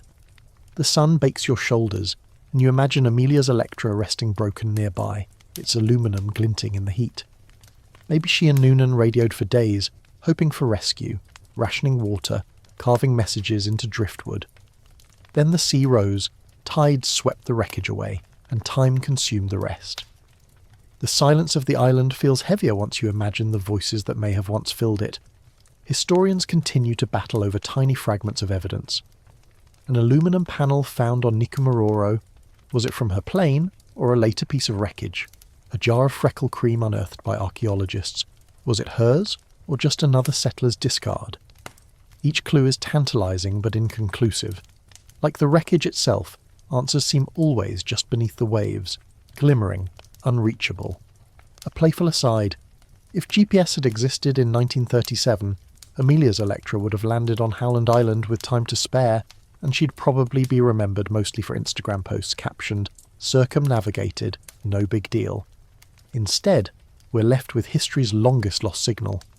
Yet perhaps that's why her story endures. Earhart wasn't just a pilot. She was a cultural icon, a woman who broke barriers in an era that still doubted women belonged in cockpits or control rooms. She was the first woman to fly solo across the Atlantic, a best-selling author, a lecturer who inspired thousands. Her disappearance crystallised her legend. Had she lived to old age, she might be remembered as a pioneer. By vanishing, she became eternal. And here lies the rabbit hole's heart. We aren't only chasing wreckage, we're chasing the image of Amelia herself, tall, smiling in her leather jacket, eyes bright with ambition. Was she swallowed by the sea, lost forever? Did she walk an empty island, gazing out at the horizon, waiting for sails that never came? Or was she erased by war, her name hidden in files still gathering dust? Historians still can't agree, and perhaps they never will. As your eyelids grow heavy, imagine you're in the cockpit beside her. The Electra hums, gauges tremble, radio static crackles, clouds drift over the endless Pacific. Amelia grips the controls, scanning for land, determination etched in her face. You glance at the map, lines of ink crossing thousands of empty miles. Then the fuel gauge drops lower, the radio sputters again, and the horizon stays blank. The plane keeps flying, but the story fades, leaving you suspended in silence.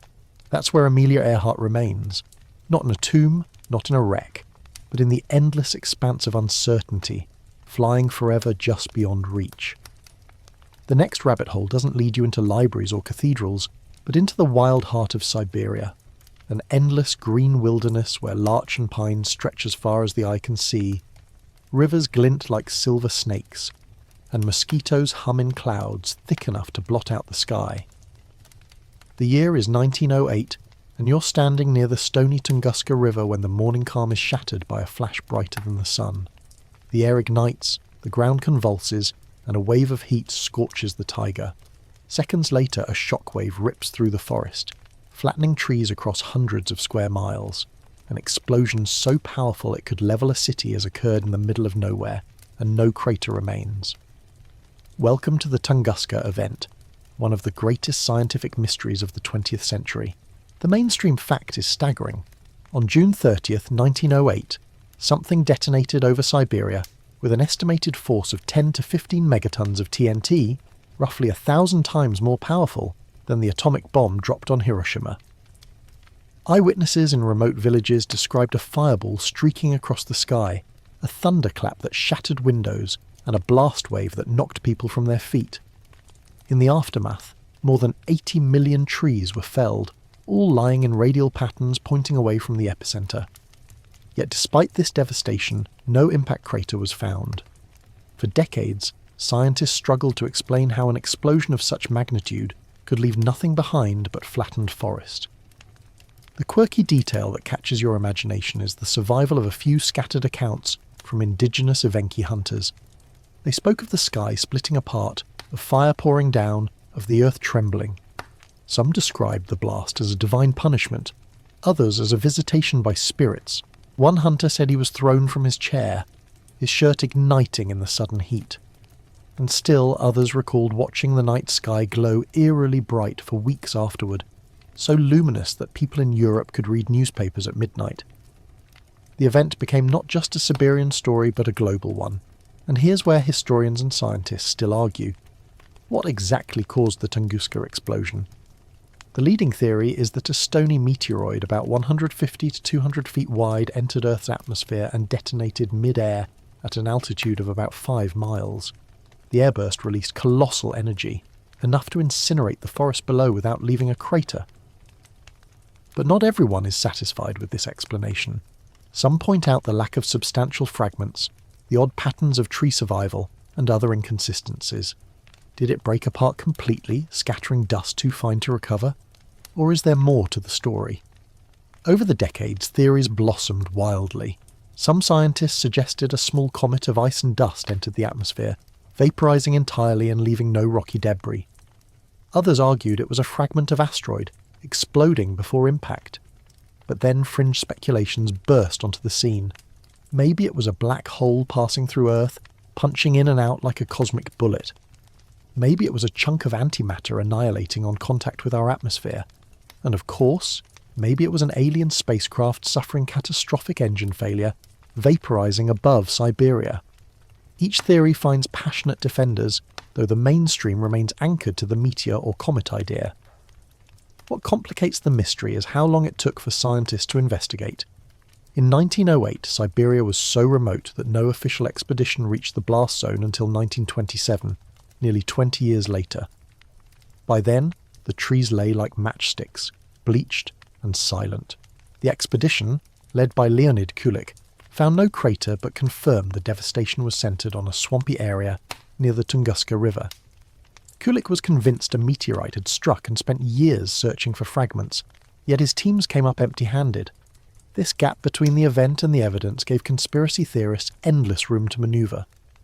One quirky tidbit from later research is that some trees at ground zero remained standing, trunks stripped bare of branches but not toppled, like eerie poles pointing at the sky. This pattern baffled early investigators and added to the sense that the explosion had been unlike anything expected from a normal meteor strike. And even today, when computer models simulate the blast, they can't quite replicate every detail of the damage. A playful aside: if the Tunguska event happened today, Twitter would explode faster than Siberia did. Our fireball would trend worldwide, conspiracy threads would sprout instantly, and within hours someone would be selling I Survived Tunguska t-shirts online. Yet even in our high-tech age, the mystery endures. Satellite surveys and modern expeditions confirm the scale of destruction, but not the smoking gun. A small lake called Cheko, a few miles from the epicenter, has been proposed as a possible impact crater filled with water, but studies disagree on whether it predates the explosion. Each new clue seems to open another tunnel in the labyrinth. Historians argue too about the cultural impact. Some link Tunguska to the birth of modern planetary defense programs, the realization that Earth is vulnerable to cosmic strikes. Others note its role in folklore and literature, inspiring everything from Soviet science fiction to Cold War anxieties. The fact that it happened in such isolation, harming no major city, almost feels like a warning shot across the bow of humanity, a reminder of cosmic forces lurking beyond our control. Imagine yourself now standing in the Siberian forest, more than a century later. The trees have regrown, lush and green, but you know that beneath them lies a memory of devastation. You close your eyes and picture that morning in 1908, the sudden flash, the fiery streak, the ground heaving as if the world itself cracked. Then silence, broken only by the crash of trees. No crater, no meteor, just absence, an empty centre that keeps you wondering. That's the essence of the Tunguska rabbit hole.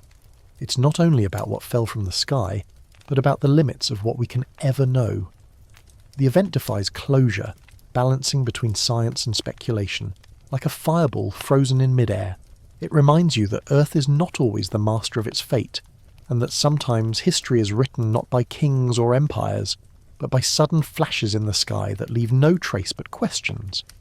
You drift now from Siberia's scorched forests back into the misty hills of northern Britain, where the air smells of wet heather and peat smoke, and the wind moans across ancient stone walls. Here, in the 2nd century CE, Roman power stretched to the edge of the known world. Legion after legion marched beneath their eagle standards, armoured, disciplined, seemingly invincible. And yet, one of those legions, the famed 9th Hispana, slipped out of history like a torch extinguished in fog. An entire Roman legion, thousands of soldiers have vanished from the record. No mass graves, no final battle inscribed in stone, no clear explanation. Just absence. This is the rabbit hole of the lost 9th Legion. The mainstream fact is that the 9th Legion, Legio IX Hispana, was a veteran unit of the Roman army, founded in the late Republic and fighting in campaigns from Spain to Germania. By the early 2nd century it was stationed in Britain, likely at York, Iberacum. Inscriptions, tiles stamped with the Legion's mark, and records confirm its presence there. And then, sometime after 108 CE, references to the 9th disappear. Later lists of legions no longer include it. For a Roman legion to vanish without clear record is extraordinary. They were bureaucrats as much as soldiers, meticulous about their deployments and honours. Yet the 9th slipped silently out of the Empire's paperwork. The quirky detail that stirs imaginations is how much later writers embroidered the mystery. Medieval chroniclers claimed the legion marched into the Scottish Highlands to quell rebellious tribes and never returned. Wiped out to the last man in the mist beyond Hadrian's Wall. It's a cinematic image. Disciplined Roman columns swallowed by bogs and forests, their eagle standards sinking into mud while painted warriors howled from the hills. Whether true or not, the image has haunted storytellers for centuries, and historians still clash, sometimes as fiercely as legionaries and barbarians, over what really happened. Some argue the 9th was indeed destroyed in Britain, perhaps ambushed by Caledonian tribes, or broken in a major revolt. Others suggest it was later transferred to the continent, possibly fighting in the Rhine frontier or in Judea, and was destroyed elsewhere. Inscriptions from the Netherlands and later mentions in the East hint the 9th may have lived on longer than the vanished in Britain narrative allows. But the evidence is patchy, leaving the debate unresolved. Theories sprout like weeds. One line of thought insists the 9th's disappearance was covered up by Roman officials embarrassed at the loss of an entire legion in the far north. After all, Hadrian's decision to build his famous wall across Britain might have been prompted by exactly such a disaster. Another theory proposes administrative reshuffling, that the 9th was quietly disbanded or merged, its name lost while its men continued in other units. Then there's the romantic version, that the legion marched into Scotland and was annihilated in one legendary unrecorded battle, a clash so devastating it scarred Roman memory itself. A playful aside, if Roman Reddit had existed, you know there'd be a thread titled "Anyone seen the 9th lately?" with replies like, "Probably just stuck in traffic on the Via Appia," or "Lost Legion." Sounds like Caledonian clickbait. The rabbit hole deepens when you consider the 9th symbolism. In British imagination, the story of the Lost Legion became a parable of resistance, the untamable north swallowing imperial might. In modern times, novels like The Eagle of the Ninth and films inspired by it have dramatised the tale, showing young centurions venturing into hostile lands to recover their legion's eagle. The lack of hard facts gives storytellers free rein, and every retelling adds another layer to the mystery. Historians still debate archaeological clues. A few inscriptions dated after 108 CE mention the Ninth in Germania, suggesting it wasn't destroyed in Britain at all. But why then did it vanish so completely later? No tombstones, no triumphs, no chronicles describe its fate. It's as if the legion walked into fog and dissolved, leaving only ghostly traces. Picture yourself now marching with them. The clang of armour, the creak of leather straps, the steady tramp of thousands of sandals on muddy earth. Mist curls through the trees, obscuring the hills ahead. Scouts vanish into fog. Somewhere beyond, the sound of horns, shrill, wild, not Roman. The column hesitates, the eagle standard gleaming faintly in the grey, and then nothing. History doesn't record what comes next. Did they fight? Flee? Perish? The silence that follows is louder than any battle cry. The power of the Ninth's disappearance lies not in what we know, but in what we don't. The Roman Empire prided itself on order, record-keeping, control. For a legion to vanish is to expose cracks in that facade. It reminds us that even the greatest powers can lose men, memories and meaning in the vastness of time. As you let the image settle, the more winds whip harder. The heather bends, the mist thickens, and you realise the Ninth Legion is still out there, not in flesh, but in story, marching endlessly into the unknown, a column of shadows on the edge of empire. Their footsteps echo down the centuries, leading us deeper into the rabbit hole of what might have been. You leave the windswept moors of Britain where Roman legions vanished and step further back in time, to an age long before eagles and emperors, when the land itself felt more wild and mysterious. The air here smells of wet earth and chalk dust. Sheep graze lazily in the distance, and on the horizon you see them, massive stones rising from the green Salisbury plain, arranged in a circle that seems to whisper across the millennia. This is Stonehenge, a monument older than the pyramids, older than writing in Britain, and still surrounded by questions sharp enough to keep scholars awake at night. The mainstream fact is solid enough. Stonehenge was built in stages between roughly 3000 BCE and 2000 BCE, evolving from an earthwork enclosure with timber posts to the stone circle we know today. The larger sarsen stones, some weighing up to 25 tons, were dragged from about 20 miles away. The smaller bluestones came from the Preseli Hills of Wales, over 150 miles distant. That alone staggers the imagination. How did Neolithic builders move such massive stones without wheels, horses, or iron tools? Experiments suggest they used sledges, rollers, and sheer human determination, but the feat remains daunting even today. The quirky detail that makes Stonehenge especially enchanting is its alignment. The monument is precisely oriented to the solstices, the sun rising over the heel stone at midsummer, setting in line with the central axis at midwinter. Imagine standing in the circle 5,000 years ago, dawn breaking, the first ray of light shooting straight through the stones. It's a cosmic calendar in stone, a fusion of earth and sky. The builders weren't just hauling rocks, they were inscribing time itself into the landscape. And yet, historians still wrestle with the purpose. Was it a temple to the sun, a burial ground, a healing centre where people journeyed in pilgrimage? The presence of human remains suggests funerary rites, but the alignments hint at astronomy, and chemical tests on bones reveal people travelled vast distances to gather here. Stonehenge wasn't just local, it drew communities from across the British Isles.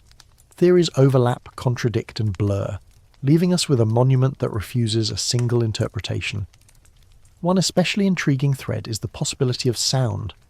Some researchers argue the circle was built not only for sight but for acoustics, amplifying chants and drums, turning rituals into immersive experiences.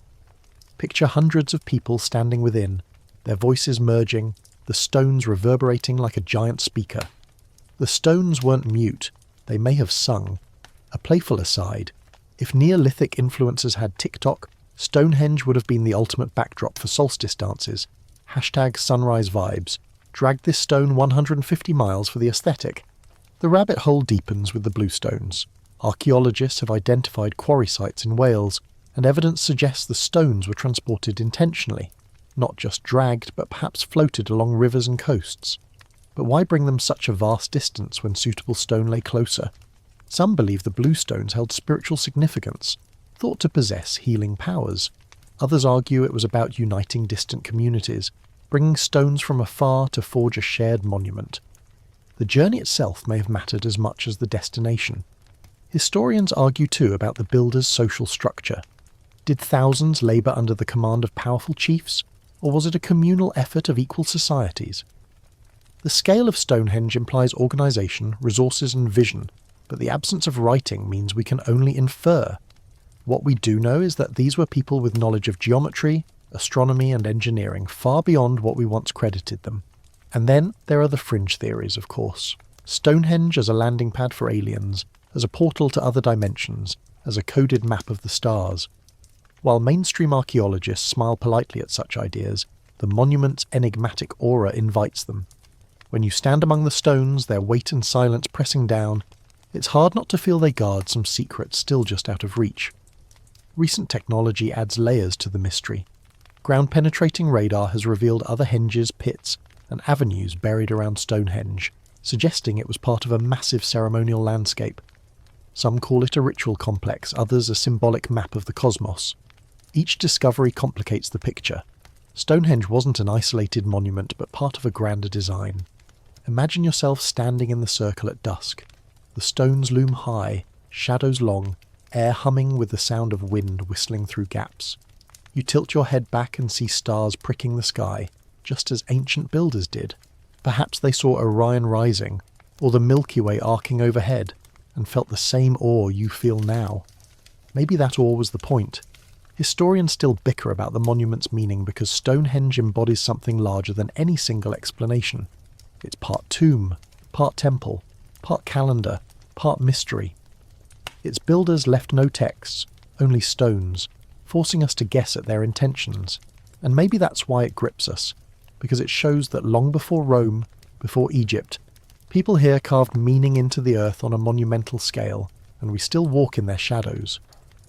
Close your eyes and hear the low murmur of voices, the crackle of fire, the rhythmic thud of drums. A procession winds toward the circle, carrying torches, wrapped in animal hides against the chill. They step into the stones, faces illuminated, and for a moment you feel the boundary blur between past and present. Stonehenge stands not just as ruins, but as a living question, one that still pulls us deeper each time we try to answer it. From the misty plains of Stonehenge, you step into a city that once glittered like a beacon of knowledge, Alexandria, Egypt's crown jewel on the Mediterranean. The year could be any between 300 BCE and 400 CE, for in that span the city thrived as a crossroads of trade, science, and philosophy. The salty air carried not just the smell of the harbour, but also the scent of ink, papyrus, and lamp oil from the greatest collection of texts the ancient world had ever assembled, the Library of Alexandria. To walk into it, if you could, would be to wander through humanity's memory palace, scroll upon scroll whispering secrets of medicine, astronomy, mathematics, myth and history. And yet, today, not a single catalogue, not one complete shelf remains. The library's destruction is one of history's deepest wounds, and the story of how it was lost is itself a rabbit hole without end. The mainstream fact is that the library existed, founded in the early 3rd century BCE under Ptolemy II. Ancient accounts describe an enormous collection. Some say 400,000 scrolls, others claim up to 700,000. Ships docking in Alexandria were required to surrender any written works they carried. Scribes copied them, and the originals were stored in the library. Imagine that. Every vessel, every trader, contributing knowledge to one colossal archive. It was more than a library. It was a bid to gather the world's wisdom in one place.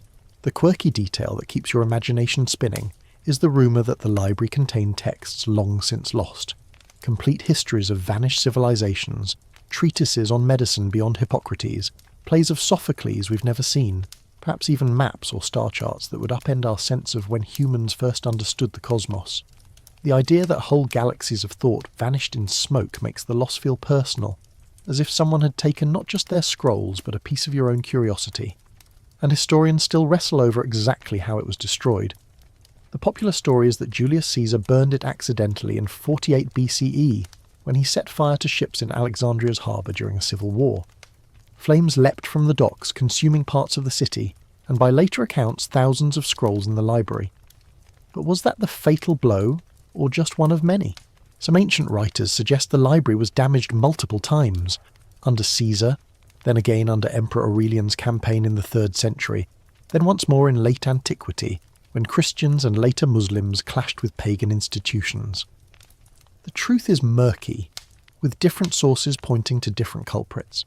Scholars argue whether it perished in a single catastrophic blaze or dwindled gradually, scrolls scattered, copied, or simply rotted away.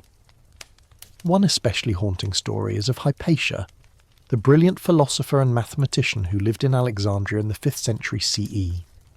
Though her murder by a Christian mob came centuries after Caesar's fire, she became a symbol of lost knowledge, her death often woven into the library's tale even when timelines don't match. Her story merges with the library's, both becoming emblems of wisdom destroyed by ignorance and fear. A playful aside, if the library had survived, the internet would probably be a footnote by now. Imagine typing ancient spaceflight propulsion scrolls into Google and actually getting a PDF from 200 BCE. Talk about fast-tracking civilization. The rabbit hole of Alexandria deepens because the library represents not just what was lost, but what might have been. Some argue its destruction delayed human progress by centuries. Did it contain heliocentric theories of the solar system, centuries before Copernicus? Medical knowledge that could have saved millions? Plays, epics, philosophies that would have reshaped cultures? Historians disagree. Some insist the library's contents were exaggerated, others that its loss was indeed catastrophic. That tension keeps the story alive. Archaeologists have long searched for its remains. Some believe it lay near the royal quarter of Alexandria, now submerged beneath the harbour. Others think fragments may have survived in smaller collections, like the daughter library, housed in the Serapeum. But excavations are difficult. Modern Alexandria sits atop ancient ruins, and centuries of rebuilding have erased clear traces. The absence is louder than presence, the silence of missing scrolls heavier than stone. Picture yourself walking through the library at its height. Marble columns soar, oil lamps flicker, and scribes hunch over desks copying texts in Greek, Egyptian, Babylonian, Hebrew. Shelves stretch high, ladders reaching up, scrolls packed tight. The air hums with ink and ambition. Somewhere in those stacks a lost play by Euripides, a Babylonian treatise on eclipses, an Egyptian manual on surgery. Knowledge piled like treasure, fragile yet eternal, until flames devour it. You hear the crackle, smell the smoke, and feel the weight of pages turning to ash, sparks carrying words into the night sky. And that is the sting. Unlike the Antikythera mechanism, which survived against odds, the library's treasures are gone. Its mystery is not what lies hidden, but what will never be recovered. Historians still argue whether the legend has been inflated, whether the library was as vast as later storytellers claim. But even if smaller than myth suggests, the idea of humanity's collected wisdom destroyed in fire has become a myth of its own, a story too powerful to let go. Close your eyes and stand at the harbour. The Mediterranean glimmers. Ships unload scrolls, knowledge flowing like a tide into the library's halls. And then, centuries later, the same sea reflects firelight, smoke rising, ash drifting like snow. You realise you're watching not just the fall of a building, but the unravelling of memory. The Library of Alexandria remains in ashes, and in that absence it pulls us endlessly deeper, making us wonder not only what we lost, but how fragile our own libraries, servers and clouds might be. From the smouldering ashes of Alexandria you drift back into the present, blinking at the glow of LED lights and the buzz of phone screens. You sit in a world overflowing with information, servers humming in hidden warehouses, satellites blinking above, data centers storing billions of human thoughts. It feels like the opposite of loss.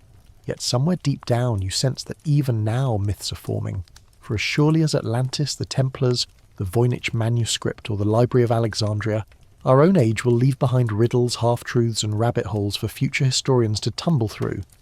Tonight you step into that future, imagining what mysteries of our present will haunt tomorrow's storytellers. The mainstream fact is that we live in a digital age where almost everything is recorded.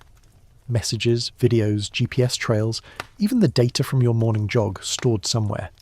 It seems impossible that anything could be lost. But the quirky truth is that digital memory is fragile. Servers crash, formats become obsolete, files corrupt. Whole websites vanish in the blink of an eye, taking their archives with them. Historians of the future may find themselves staring at blank gaps where our century's record once was, the way we stare at missing scrolls from Alexandria. And then, inevitably, they will argue about what happened, piecing together fragments with the same hunger we bring to Atlantis or the vanished Roanoke settlers. Already cracks appear. Think of vanished civilizations like the Mayans or Indus Valley people. Future archaeologists may ask similar questions of us. What if climate change floods coastal cities, leaving only ruins beneath the waves? What if a solar storm fries the servers storing trillions of photographs, emails and documents? Imagine future explorers walking the drowned avenues of New York or Shanghai, wondering who we were, piecing together our world from fragments. They may find smartphones fossilized in silt, their screens dead, and wonder what glow they once gave off. And here's where scholars will still clash. Was our age an apex of knowledge, or a fragile bubble destined to burst? Some will argue we built the equivalent of Stonehenge and the Antikythera mechanism in silicon, a leap of brilliance. Others will insist we were careless custodians of our memory, letting vast stores of knowledge vanish in blackouts and crashes. Future historians may argue fiercely about whether humanity in the 21st century understood its own fragility, or blundered blindly. A playful aside, imagine archaeologists of the year 4025 excavating a suburban basement and discovering a dusty box labelled Wi-Fi router. One scholar insists it was a shrine to the household gods, another argues it was used for agricultural rituals, and a third claims it was alien tech. The debates will be just as heated as ours about the bluestones of Stonehenge or the inscriptions of the Voynich manuscript.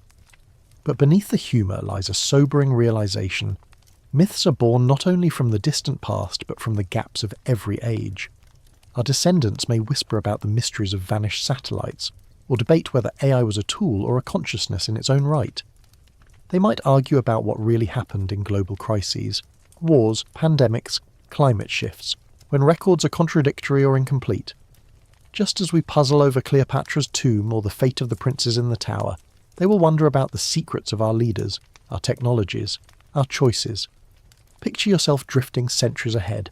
The Earth looks different, seas higher, forests regrown in some places, deserts wider in others. Among the ruins of old cities, future wanderers find fragments of glass towers, corroded cars, solar panels cracked and faded. They uncover drives containing terabytes of data they can't decode, like the Voynich manuscript of their time. They stand over our remnants the way we stand over Stonehenge, asking, who were these people? What did they worship? How did they vanish? And maybe, in that moment, you realise that myths are less about answers than about presence. The very fact that people still ask about Atlantis, Oak Island or Tunguska proves those mysteries remain alive. The same will be true of us. Whether or not they find every truth, future generations will tell stories of the time before the flood, of the glowing machines, of the endless scrolls of text and images now gone. And those stories will echo long after our names fade. Your eyelids grow heavier, your breath slowing as you sit with this thought. The past, present and future blur together in a single continuum of questions. Atlantis sank, the Templars vanished, Amelia never came home, the library burned, and someday we too will slip into myth, leaving only fragments behind. But perhaps that's not a tragedy. It's a reminder that every age writes mysteries for the next. So as you sink into sleep, let the echoes fade. The splash of waves over drowned cities, the whisper of sand over ruins, the faint hum of a server flickering out. The rabbit holes of history never truly end. They coil into one another, winding deeper and deeper until mystery itself becomes the thread that ties all human stories together. And now, as the last rabbit hole closes behind us, let your shoulders loosen and your breath slow. The tales of lost legions, vanished colonies, and mysterious relics settle like dust on the shelves of your mind. You no longer need to chase them. Let them rest where they are, suspended in time. The world outside your window is quieter now, its edges softened, its questions gentler. Picture the ocean, wide and calm, the stars reflected in its surface.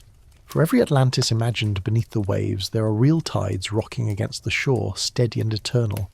Picture a library, not burning, but filled with the rustle of pages and the warmth of lamplight, each word safe for now. Picture a flight through the night sky, not lost, but gliding smoothly toward its destination. The hum of engines soothing, the horizon always clear. You have walked through centuries of shadows, but now the path grows softer, lined not with stone or sand, but with moss and candlelight. You hear the faint chorus of history, voices rising and fading, never fully gone. They remind you that mystery is not an enemy, but a companion. It keeps wonder alive, ensures the story never ends too soon. So let go of the search tonight. You don't need to solve every riddle before dawn. Allow yourself to drift, as civilizations drift, as stars wheel overhead.